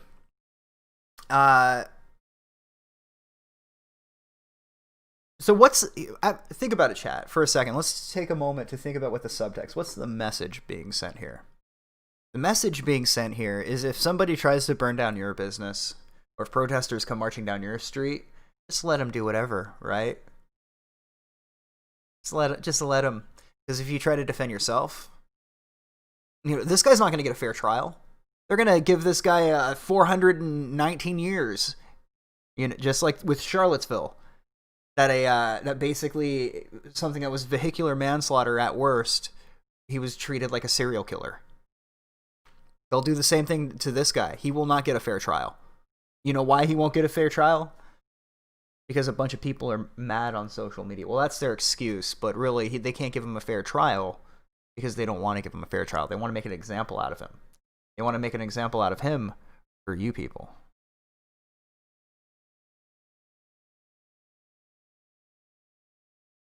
As Mr. Rittenhouse is running, he trips and falls to the ground. Well, they keep calling him Mr. because they want to emphasize that he is an adult. That's the point of that. They wouldn't call him Kyle because they don't want you to think of him as a kid. They want you to think of him as an adult. Mr. Rittenhouse is running. He trips and falls to the ground. He fires 4 shots at 3 people as they rush toward him. One person appears to be hit in the chest and falls to the ground. Another, who is carrying a handgun, is hit in the arm and then runs away. Damn near blew that guy's arm off. That was one hell of a gun. It's a bright dividing line between the sane and the insane. I've been seeing some takes, right? I could bring up the one that I had seen earlier. But it was a guy saying, this exact situation is why we shouldn't have guns. And I said to myself, right? This is every reason we should have guns. Are you kidding me? They're going to kill that kid. That fucking pedophile was going to kill that kid. And fortunately, this kid was able to protect himself from some maniac. And then some people might say, oh, well, he went there with a gun. He was hoping to shoot somebody. No, I'm willing to bet that going to this protest, he knew the risks because he'd seen the video footage of, remember that guy that tried to protect a shop during the Minneapolis riots? They stomped him. They stomped all of his bones backwards. It was one of the most horrifying things I've seen. They stomped him into the ground. They tried to kill him, right? He knew that was a potential outcome. So he came prepared to protect himself. Didn't come hoping to shoot anybody. But he came prepared to protect himself. That's how I see it. But for some people, they see it and go, no, well, he came with a gun across state lines. He shouldn't have even had a gun. Well, obviously, he should have had a gun because the guy that was going to stomp him into the ground did have one. And then even after he drew on the guy, and this is why this is the Darwin aspect of it, right? This is the Darwin aspect of it, rather. He drew on the guy, and then the dude continued to rush him. That is just nature working its way. Because if a person is drawn on you, it doesn't matter how fast you are. You're not going to pull and be able to get him, first of all. Second of all, that's the moment where you got hands in the air, hands up, don't shoot. You got me. You beat me. Straight up.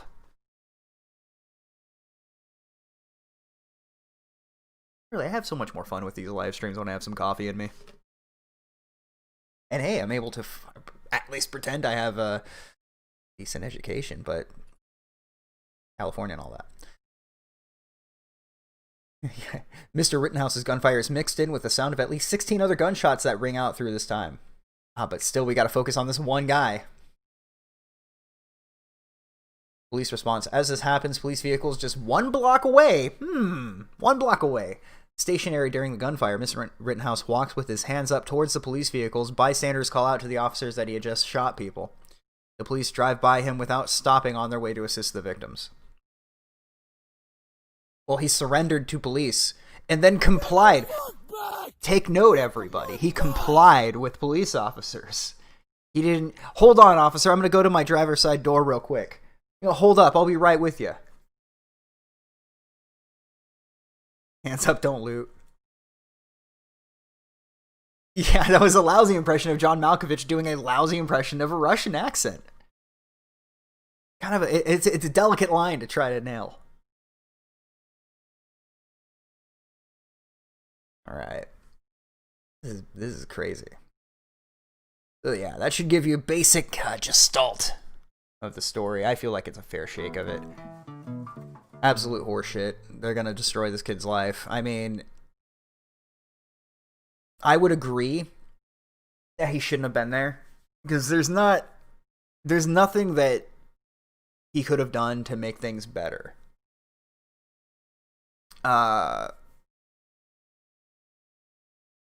think in the long run, just going to these things fucks things up. It makes things worse in the fucking long run. The thing is, I don't have my headphones set up or anything. I had to reinstall my operating system. Like, I had to reset everything to factory settings. I almost got to the point to where I had to pull parts out of my computer. So I'll bring you on next time, Coach. I'm going to start streaming more often, so we'll bring you in next time. But, fuck. If only you guys knew how much time I put into trying to get the streams back to how they were. Unprofessional. I know. Oh, I know it. Oh, yeah, that's another thing. Karaman Majere. Yeah, we all lost our points, but to compensate for that, I turned the rate up to almost maximum. Like, I can turn it up even higher if I wanted to, but it's up really high, so just being in chat, I forget the rate for which points add up, but you'll get more points. Do a Starfish stream, only to own the haters. Oh, by the way, what's going on with Gunt, Dax, and that whole nightmare? I forgot. We're gonna need to catch up on that. Fuck, that's probably something we could have talked about. Fuck. So to give you a basic rundown, because I'm sure you've had better things to do than follow this. Unfortunately, I've had no other entertainment, so I've been following it like a madman up until recently. It got kind of boring. So Dax decided that he wanted to Cortana, not now. Get fucked! He decided he wanted to defend Lolicon, which is the artistic depiction of child abuse, and call it art. He went on about it for like 10 days, almost round the clock, 24/7 on Twitter. It was absurd. Most of your audio clips are gone too. Like I said, I had to use just the ones I had. I lost some of mine, so I had to start fresh, basically. So while that was going on, Ethan Ralph literally has his girlfriend's father just fucking with him. So his plan is to leak out embarrassing and humiliating information of their correspondence between one another every time Ralph streams. And this has led to his website getting hacked with images and video clips of the sex tape playing on it. By the website, I mean Mr. Vickers' website. So, just a good old admit, or good old fashioned internet slap fight. But it is getting heavier than I ever expected it to see. Man, I keep fucking up my words. For me to see, not it. I'm talking in the third person over here.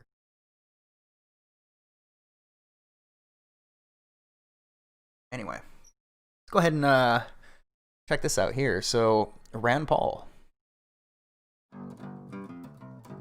among RNC guests escorted to safety by police after being confronted by protesters.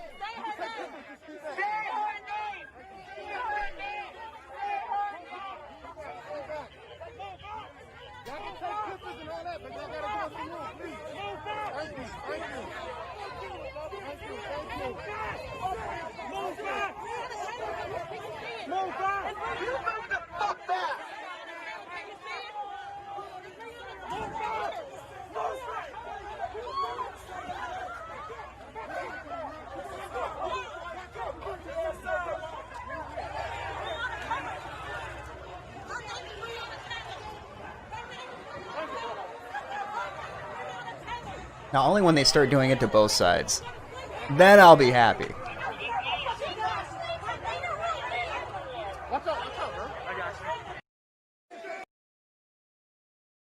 This is just how politicians should be greeted, honestly. I mean, I know that's probably a hot take. Like, whoa, lad.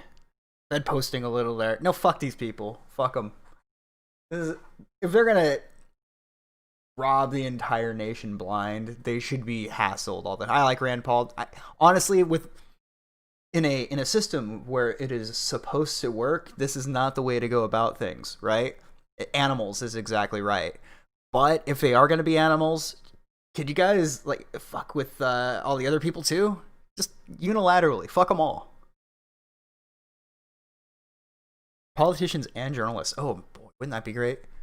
Speaking of that, though, get a load of this one. White House says it's creating, quote, a very large dossier on Washington Post journalists and others by Oliver Darcy, the rat journalist. Look at that shit. Well, on this very particular occasion, Oliver Darcy, I don't give a flying fuck. What is it, a list of most insufferable cunts in the world? Is that the list? The list of self-important fucking bloggers calling themselves journalists? Is that the list? People carrying the water for the Majestic 12? Is that the list? A bunch of sellouts, people with no spine, no soul, suckers of Satan's cock, every last one of them. Is that the list? Well, I have to say, if that's the case, Oliver Darcy, you're not going to see me weeping over that. You're not going to see me crying any tears over, oh my god. Because, Oliver Darcy, you are a fucking rat. And you deserve far worse than this. I just wish you were out there in Wisconsin, buddy. I wish you were actually doing journalism out there in the streets, putting yourself in danger, because then I might respect you a little bit, but then also, you know, maybe we'd get some decent journalism if you pick up what I'm putting down.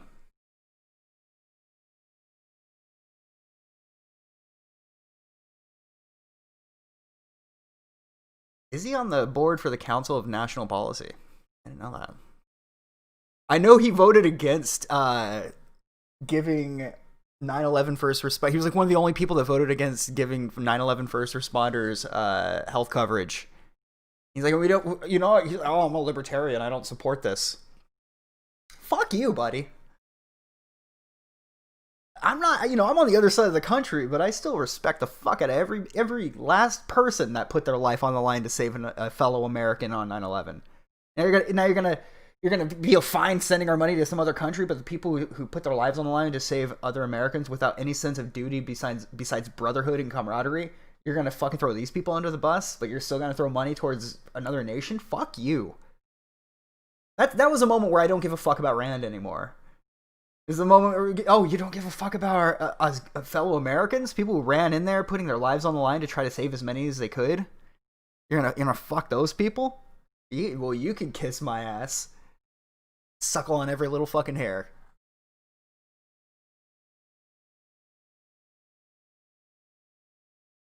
I checked Johnny Arcade's channel. He made a short clip of them and the bill regarding Rand. I'll bring that up here in a few. I feel like I kind of moved on, but I'm trying to move on anyway. Butt hair's confirmed. Well, I mean, what do you do? You know, we can get into detail, but what fun is that? Unless you have somebody to bounce off with. You need the extra commentary for them to feel awkward and it be funny. They're compiling a list. Well, guess what, Darcy? You just made the list. White House said in a story published Thursday that it was compiling a very large dossier on a Pulitzer Prize-winning Washington Post reporter and others who said it. Who it said are, quote, disgrace to journalism and the American people. I couldn't agree more. That's putting it very mildly. The astonishing revelation about the White House efforts to discredit reporter David Fahrenthold. I've never heard of him. Fahrenthold? I'd remember a name like that. Never fucking heard of the guy. And I don't care to. Except for this story right here. Requested comment for a Thursday story he wrote with two colleagues. The story co-bylined by reporters Josh and Josh detailed how President Trump's company, quote, charged the U.S. government more than $900,000 for hotel room fees, among other services at Mar-a-Lago. In the statement, White House spokesperson Judd Deere accused the Washington Post of blatantly interfering with the business relationships of the Trump administration and demanded it must stop.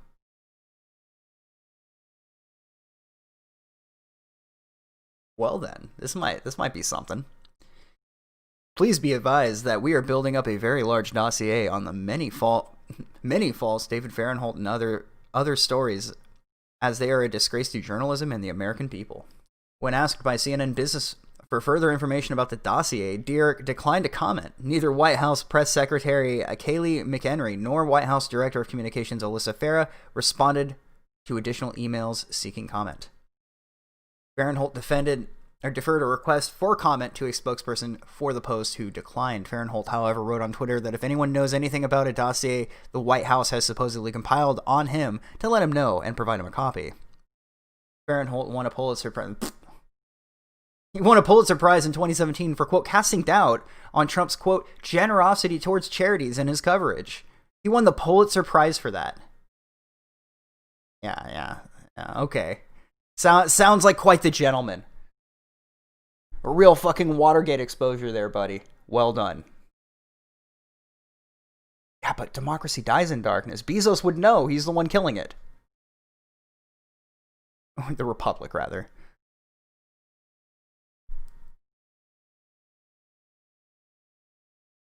That's the funny thing. A lot of people, I've seen that.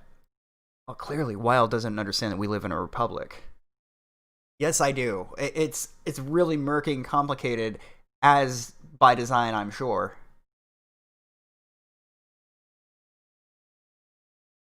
But isn't it a democratic republic or whatever? Like the word democracy is just this fucking word they use to make us feel that we're in charge. It's not even a democratic republic. It's a fucking charade. So here's an article that absolutely should be archived and remembered.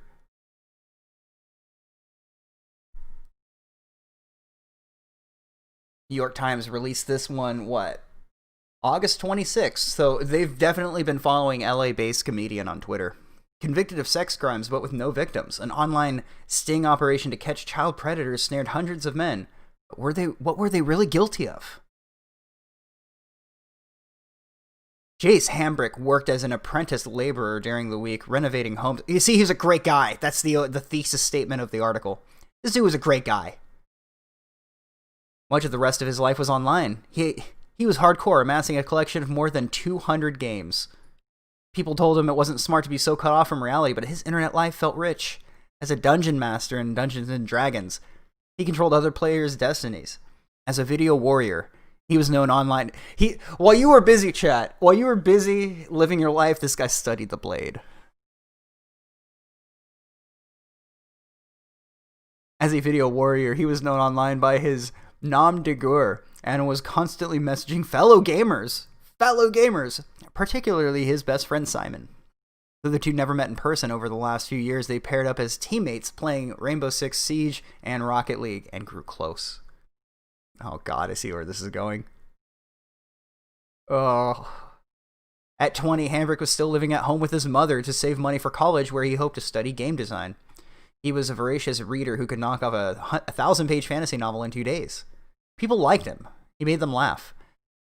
When he and his mother lived in places that the board game clubs, he was a regular, and his kindness would be surprising. He would spend a morning handing out sandwiches to the hungry. It's just the fucking nicest guy ever. The nicest fucking dude. Problem, he knew, was that he was a nerd. Sometimes he was too open with people.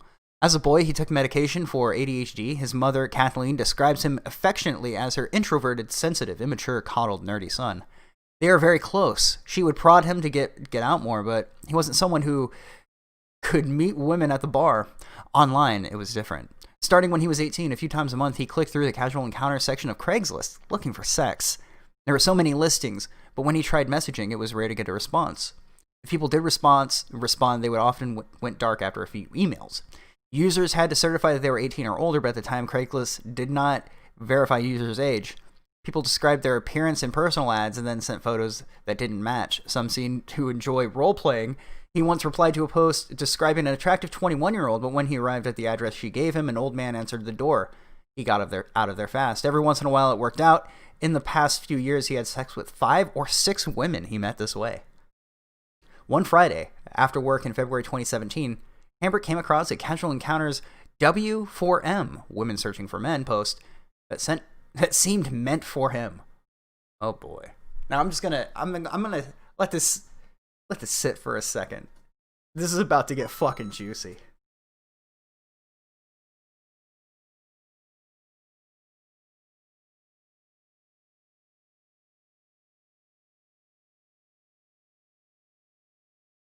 Just Gamer Girl sitting home on sunny day, it read. We can chat as long as I'm not leveling.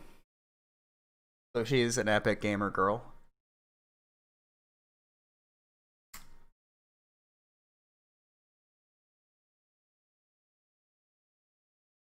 Hambrick emailed back, sounds like fun. What game are you playing? I am hooked on Alien Isolation, the gamer girl replied. Forget sex, Hambrick wrote. Let me come and watch. I haven't gotten that one yet, adding that he was 20. 15 minutes later, gamer girl replied that she was 13. Hambrick was confused. Why'd you post an ad on Craigslist if you're 13? You mean 23? She asked for his cell phone number and they switched to texting, exchanging photos. Oh no. Gamer girl was beautiful, he thought. If he wasn't being pranked. Big eyes. God, I'm not going to read that. They exchanged a few texts about sex. I can be real bad if you're into bondage, he typed.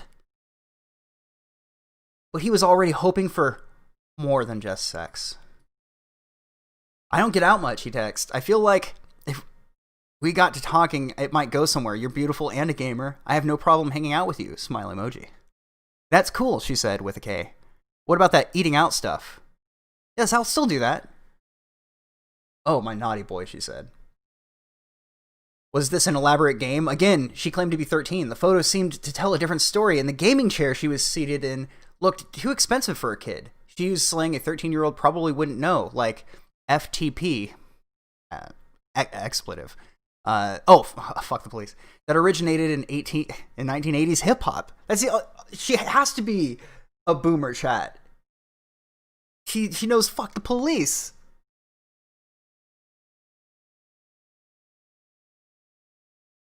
The vulgarities and snide tones seemed too adult.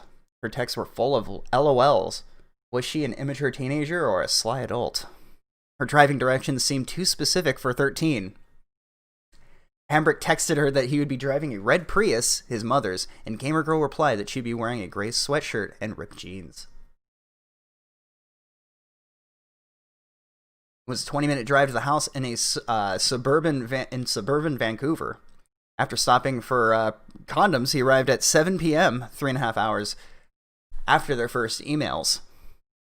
He arrived at 7 p.m. And remember, this article was trying to make it out that he was like falling in love, right? Oh my God, he had aspirations for marrying this girl. He went to her house 3.5 hours after their first email. She didn't look 13 at all, more like she was in her 20s. God, this is a long-ass article. Holy fuck. I don't know that I'm going to read all of it, chat. Well, so I think you can see where it's going.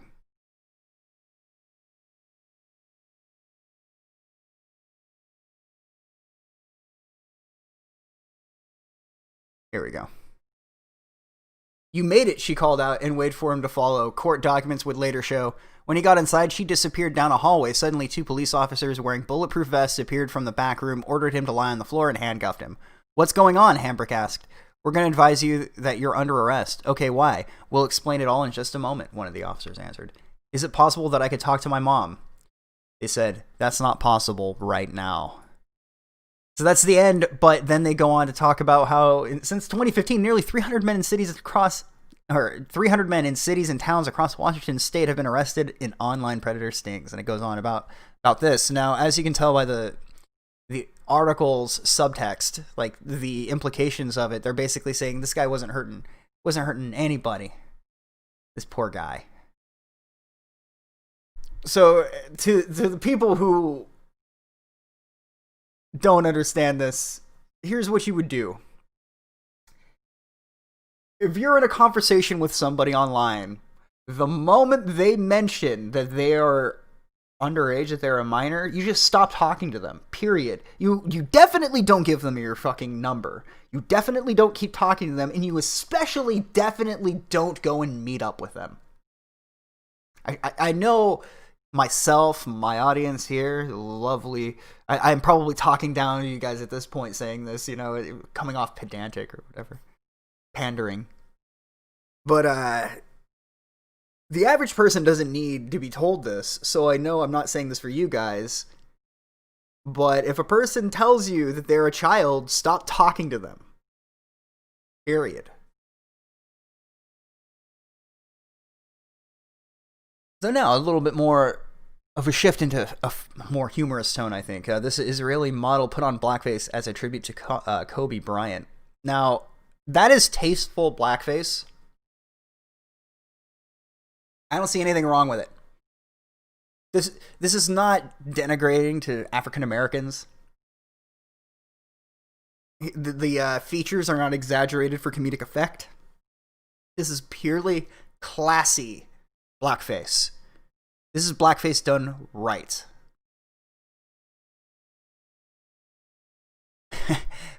Old enough, Kevin. Old enough. No, for real though, like, if you're an adult, don't talk to kids. Not even to get big on it. We need to red pill the normies. We need to go on TikTok and make it. No, none of that shit. Just don't. Don't. That old saying, it used to be popular in a lot of movies in the 90s, maybe the 80s too. You know, 14 will get you 30. Don't reply, is this Chris Hansen? Right?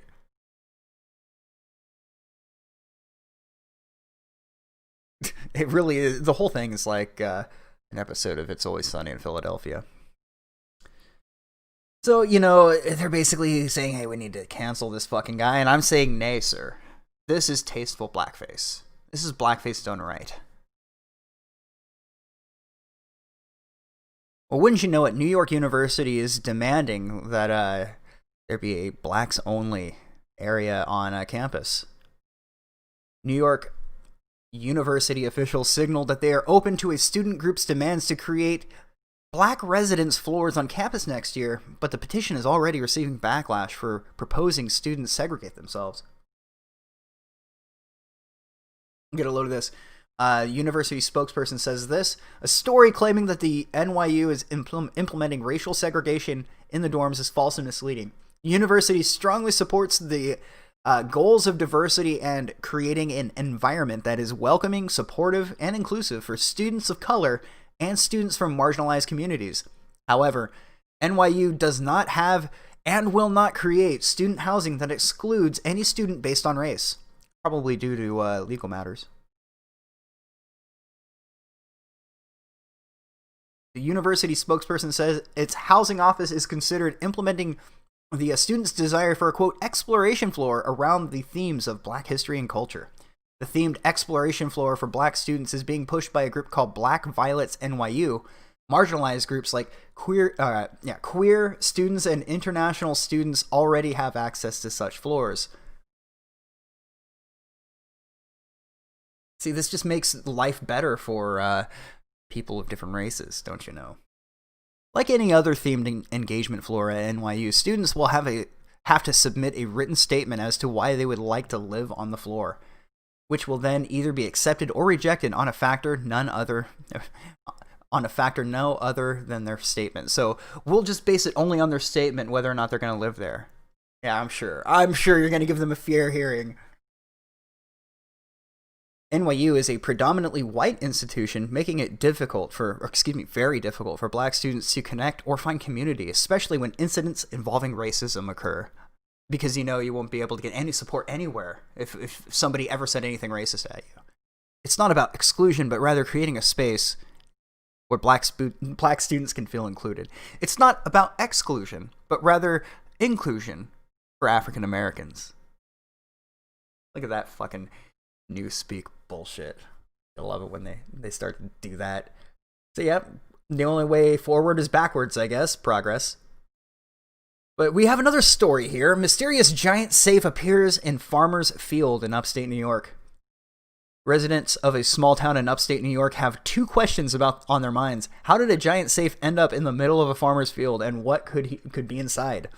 The safe mysteriously appeared in a field on Kirk Mathis's farms in Barr, New York, reported Wham.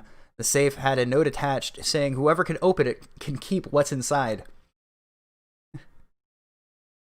It could be holding $1 million. It could have confetti in there. You have no idea. It could be anything. It could even be a boat.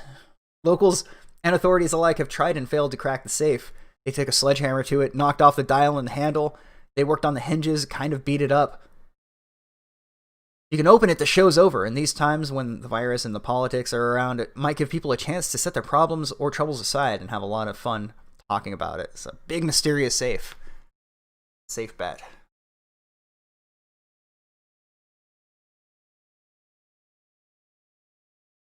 Subversive investors wiped the floor with combatants, sparing no one. I think that was a good boss to implement. Oh, I hope not. Bill would allow giving guns to minors without parent okay, and this is Missouri, Columbia. Missouri lawmakers advanced a bill on Monday that would legally allow people to give firearms to children without their parents' permission. Pardon me. After the governor had initially sought to increase the penalty for this crime. Recklessly giving guns to minors without parents' permission is currently a misdemeanor offense under Missouri law, but the state house in a voice vote on Monday advanced a bill that would axe the crime. Hell yeah. The boss can't be beaten. You see, I made sure that all of them had a 90% win rate. I guess it factors in how many people can add into the fight, so I'll just I'll tone it all down. So the next stream it should be fixed out. I'll iron out all the creases.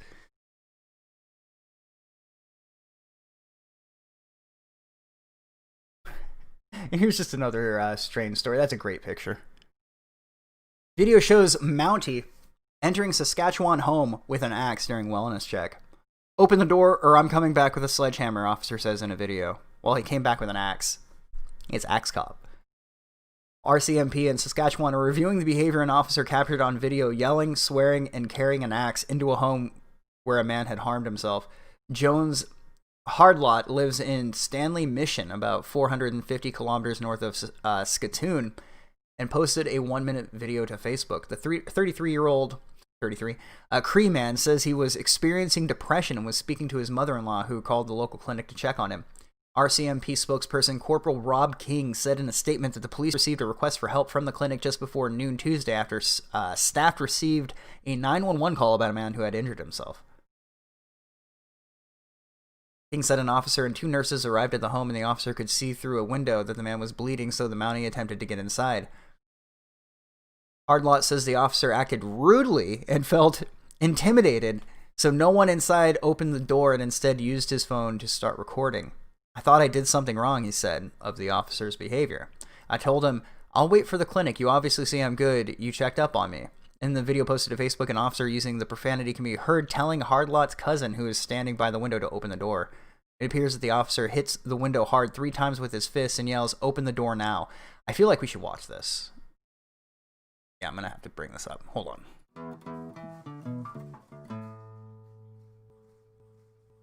This feels worth watching.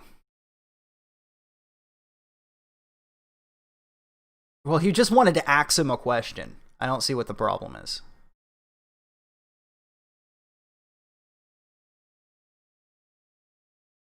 I'm not around. I'm not doing nothing. I'm not doing nothing. Open the door now! Should I open the door? No. Nice. The clinic is here to check on you. Open the door. I'm coming back with a sledgehammer. I'll open the door when the clinic comes here. I'm recording it. Sir, I'm just here to protest racism.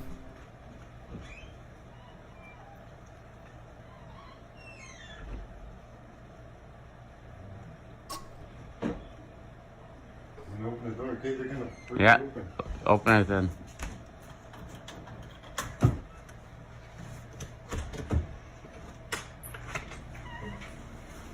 You think I was kidding?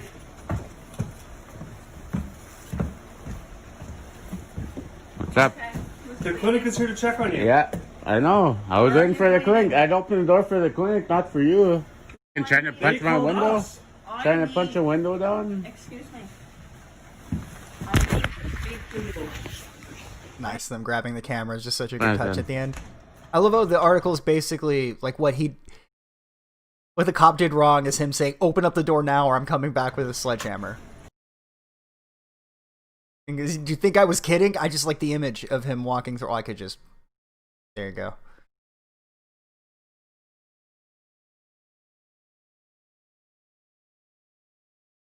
Oh man.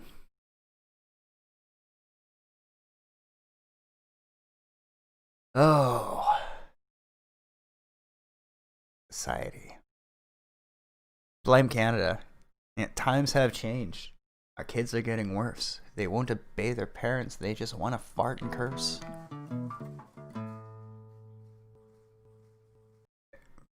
Looked at that, looked at that, looked at that, looked at that. I think we're good.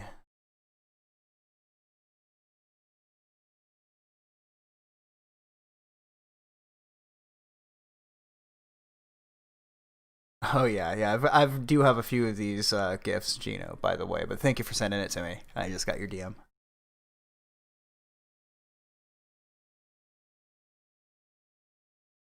Can we get the clip of Trump introducing Slim Shady to the press? I haven't seen that. That sounds kind of funny. They're not even a real country anyway. Reddit recommendations, man. Reddit for the most part is pretty cancer. What I like is a subreddit called Not the Onion. In fact, if you do follow that subreddit, you'll notice that I bring up a lot of the stuff that's posted there. The one thing though is everything has like a leftist spin, just like everything else on Reddit. They have to make everything, oh, look at these stupid Republicans. Oh, look at this person that doesn't believe that COVID's gonna kill us all. You know, it's you have to read between the lines pretty thoroughly.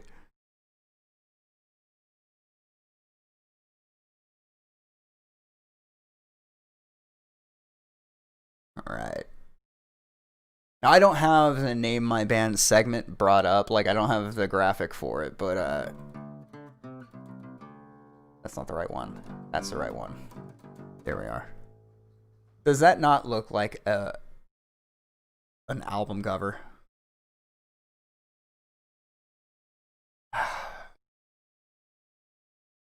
There we go.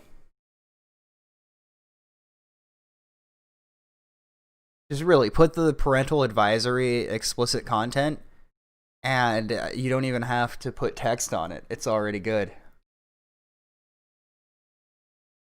Looks like a scanner darkly. Does, kind of, yeah. What is this?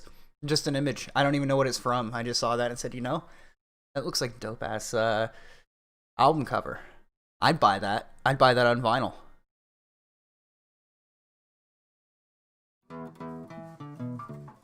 Oh yeah, I forgot Alex Jones was in that movie. That wasn't a bad movie. It was a bit weird though. It's been a while since I've seen it. Why don't you think Black Lives Matter? That is a great question. That's what he's asking him.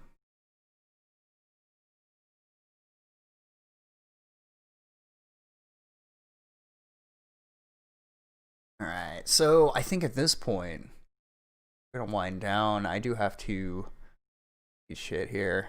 We had $5 on Streamlabs from Bane Trump. Have you seen the proposed dog cones for safety? I have not. Let's dog cones.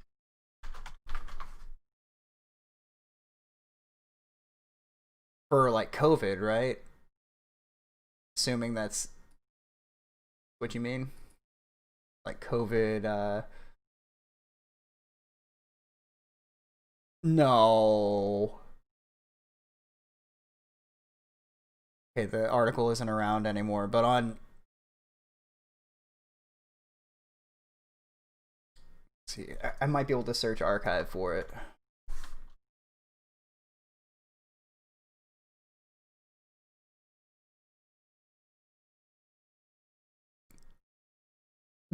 No. Yeah, because this one did say Maine.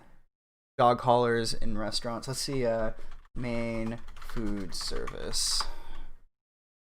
That is fucking absurd. I know I keep using that word.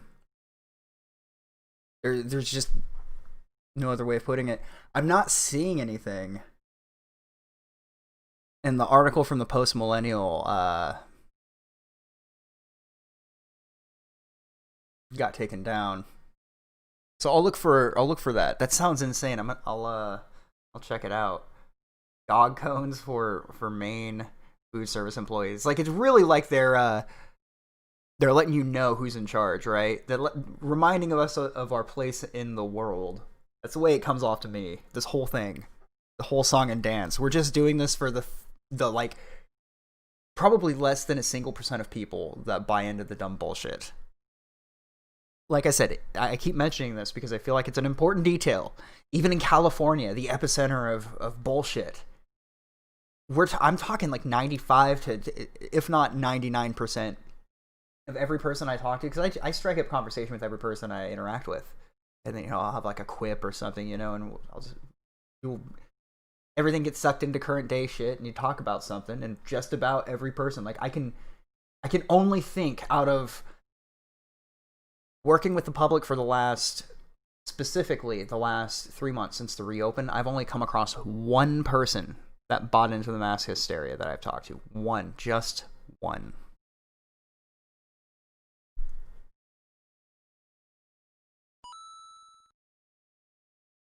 Okay, so you say you sent me a link. Would that be on Twitter or... We'll check that out. I'll check that out here in a second. But thank you, Bane Trump, for the $5. Then Ethan Ralph, the $50.88 for some rain barrels and an electric hose pump, so I can't laugh at your house burning down again. Well, I needed some Bud Light actually, but I could definitely use that. I'll go pick up $50 worth of Bud Light. I'll be practically safe. I'll never have to worry about a wildfire again. Thank you though. That's very generous of you. I appreciate it, man. Cheers. And $3 from Bane Trump. I would say COVID cones are BS, but at this point it's plausible. Discord. Okay.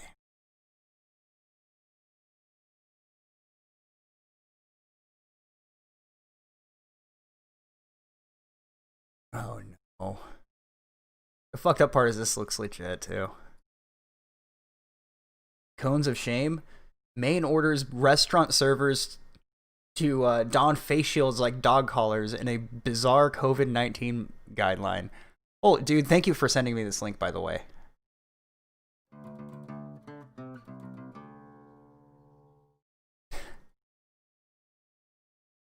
The Maine state government is in the doghouse with residents after an order mandating that restaurant staff wear face shields upside down attached at the collar, which netizens dubbed cones of shame, more befitting a family pet.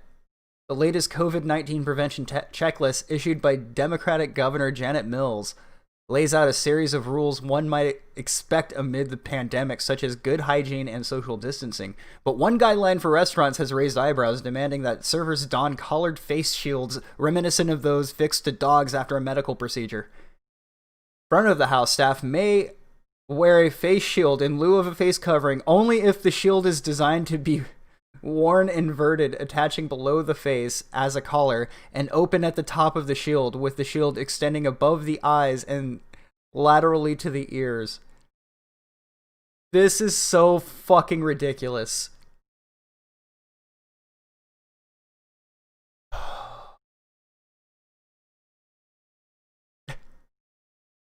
Yeah.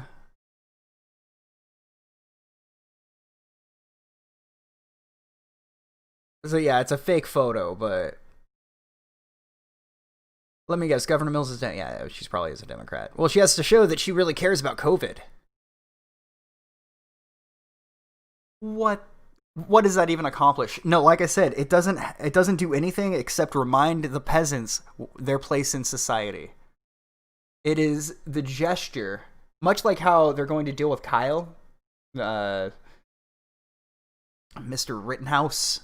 They're going to make an example out of him so the rest of people won't feel compelled to defend their property from peaceful protesters.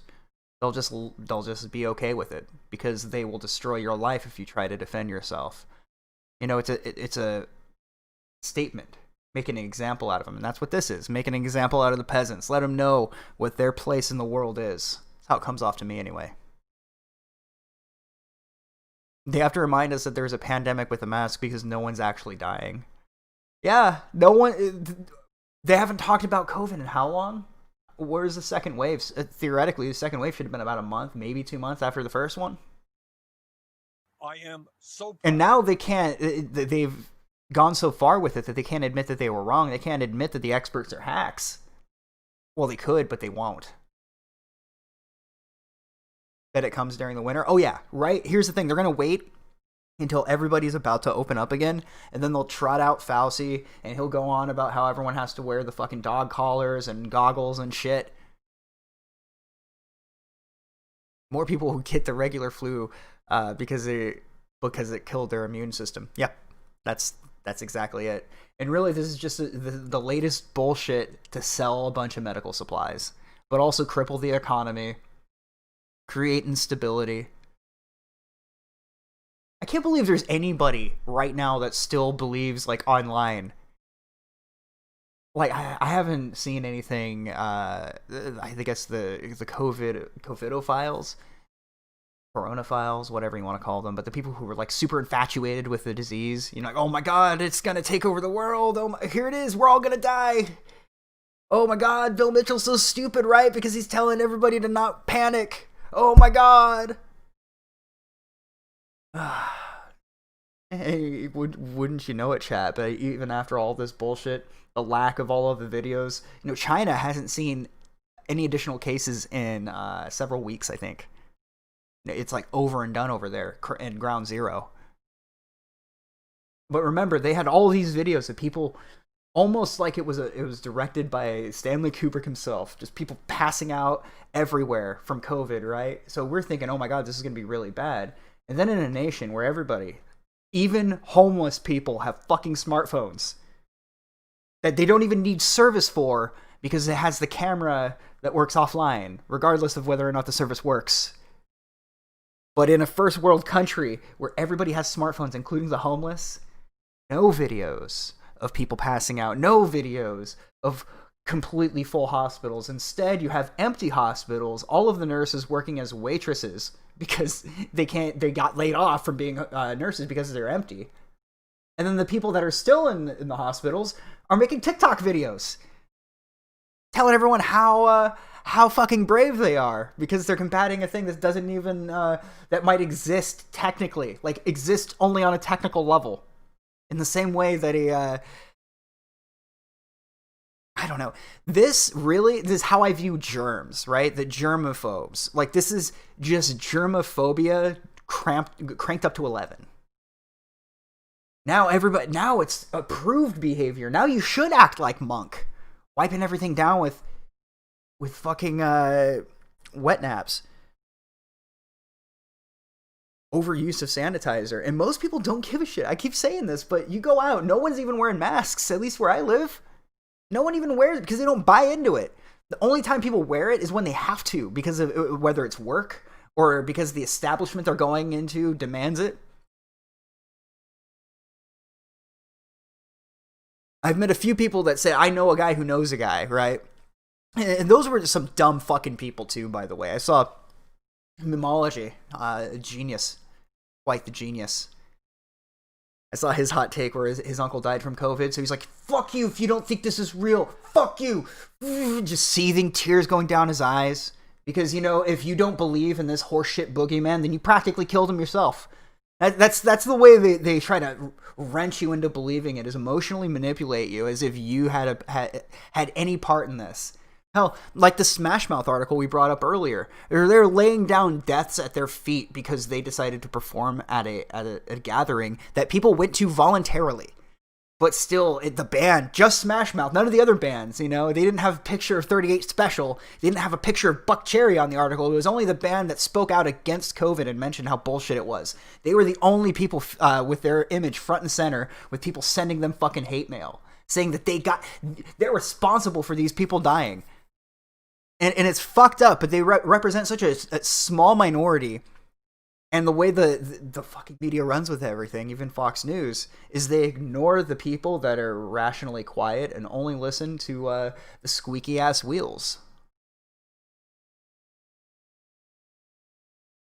My brother-in-law's mother died due to hospitals being restricted to COVID patients. I've heard about... By the way, that's fucking terrible, man. Sorry to hear that. I know there's a little bit of removal there, so it's not like it was personally incredibly tragic, but that is tragic. Or people having their parents pass away and they aren't even allowed to be in there because of COVID stuff. You can't even be with your parents in their final hours because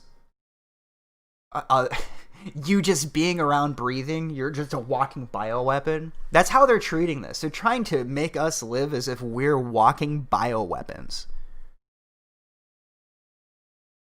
It's so frustrating because to try to talk sense into somebody that is that gullible and buys into everything like that. And I'll say it to you guys, and I know we're in good company. You guys probably are, preaching to the choir here, but you probably already agree with me. But remember, the experts 2,000 years ago said that the sun revolved around the earth. It turns out all the experts were wrong.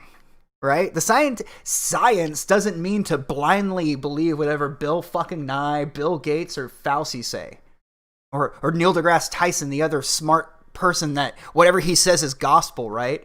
The religiosity of science. It's the antithesis of what science is supposed to represent. Science is supposed to encourage you to determine your own hypothesis and evaluate it and come to your own conclusions, right? You were supposed, in academia and in science, you're supposed to look at a study, look at the things that affected the study, right? You don't just look at the outcome, you look at what led to the outcome, and you come to your own conclusion based on that. But now it's just a cult. You're just supposed to believe blindly what people say. You're not allowed, like I said before, the appeal to authority. Well, just because somebody was dubbed the czar of truth doesn't mean he's truthful about everything he says.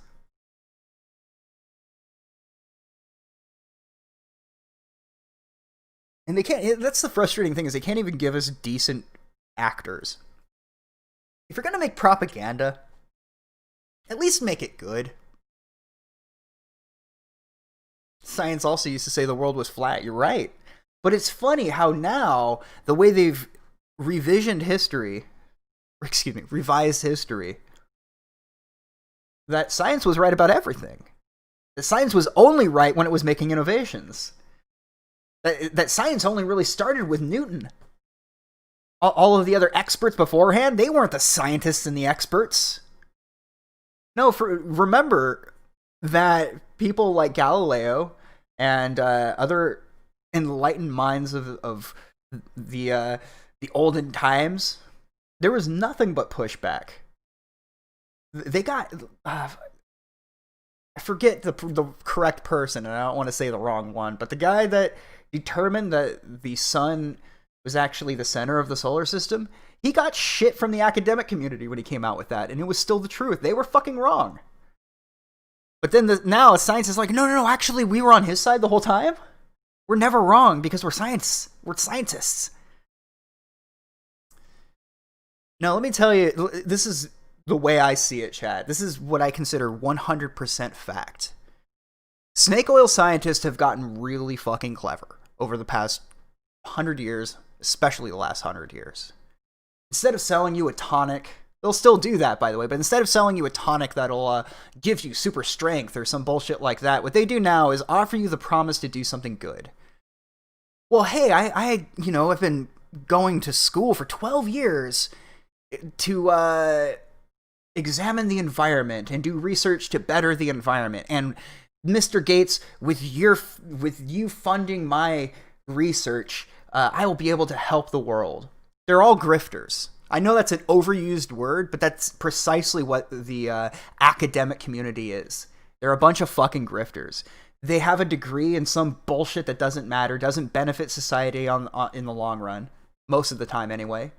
But what they'll do is they'll get people like your Bill Gates who want everyone to know how good of a guy he is, so he throws money at these projects to say, hey, look how good of a guy I am, plus I get to write it off on my taxes. And then everybody gets to feel good about themselves, and they get the validation, a career in some bullshit pseudoscience. They're snake oil scientists, every last one of them.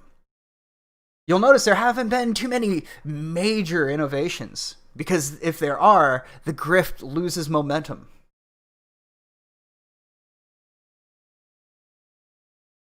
We only know who the puppets are, but not quite who the puppet masters are.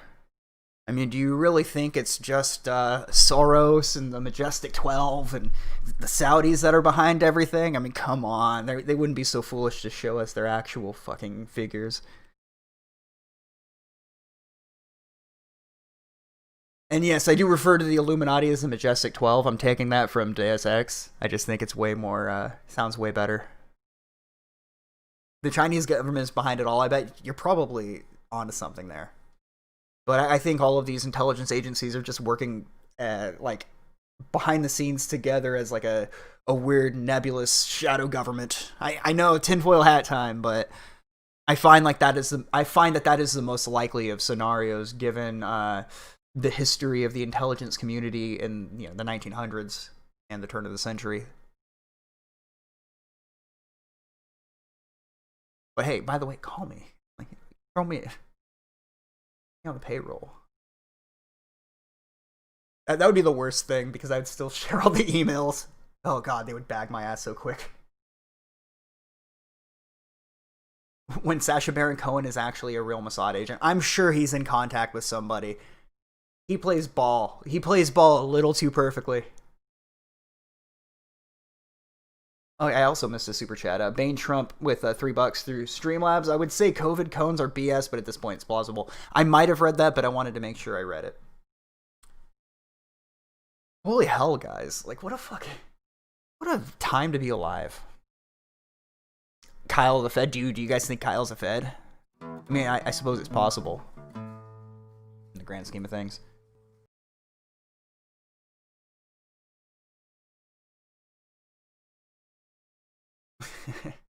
Tinfoil hat. Well, remember, Epstein's just a conspiracy theory. How dare you even bring him up? How dare you, sir? How absolutely dare you?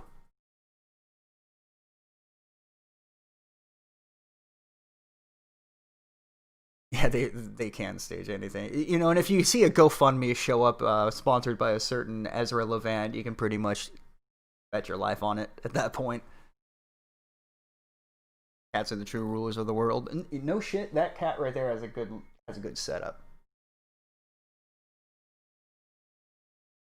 Ooh, the only thing that glows about Kyle is the gun barrel. Whew. Netflix founder is a let's see, relative of Edward Bernays and Sigmund Freud. I did not know that.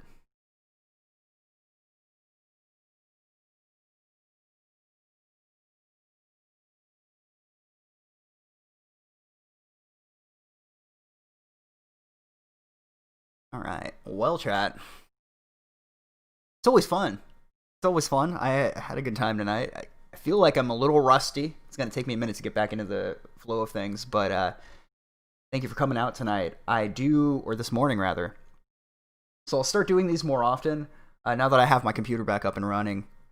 I had to press myself because I wanted to make sure I had everything ready so I can do shit for the podcast. Which reminds me, if you aren't subbed already or haven't checked it out, Davey Crocko and myself have a show we do every Sunday night at midnight my time. So if you're on the East Coast, it's at 3 a.m., so it might be a bit late. But to those of you who have maybe difficulty sleeping, or you like some background noise late night, or just have nothing else to do, we'll be live Sunday night, technically Monday morning, over on that channel. And then if you want to catch it afterwards, and I'll edit out like the intro, the intermission, the outro, and donations. So if you want to catch the audio only, we are available on iTunes and on Spotify. So anyway, with that, always a pleasure, chat. You guys are absolute diamonds.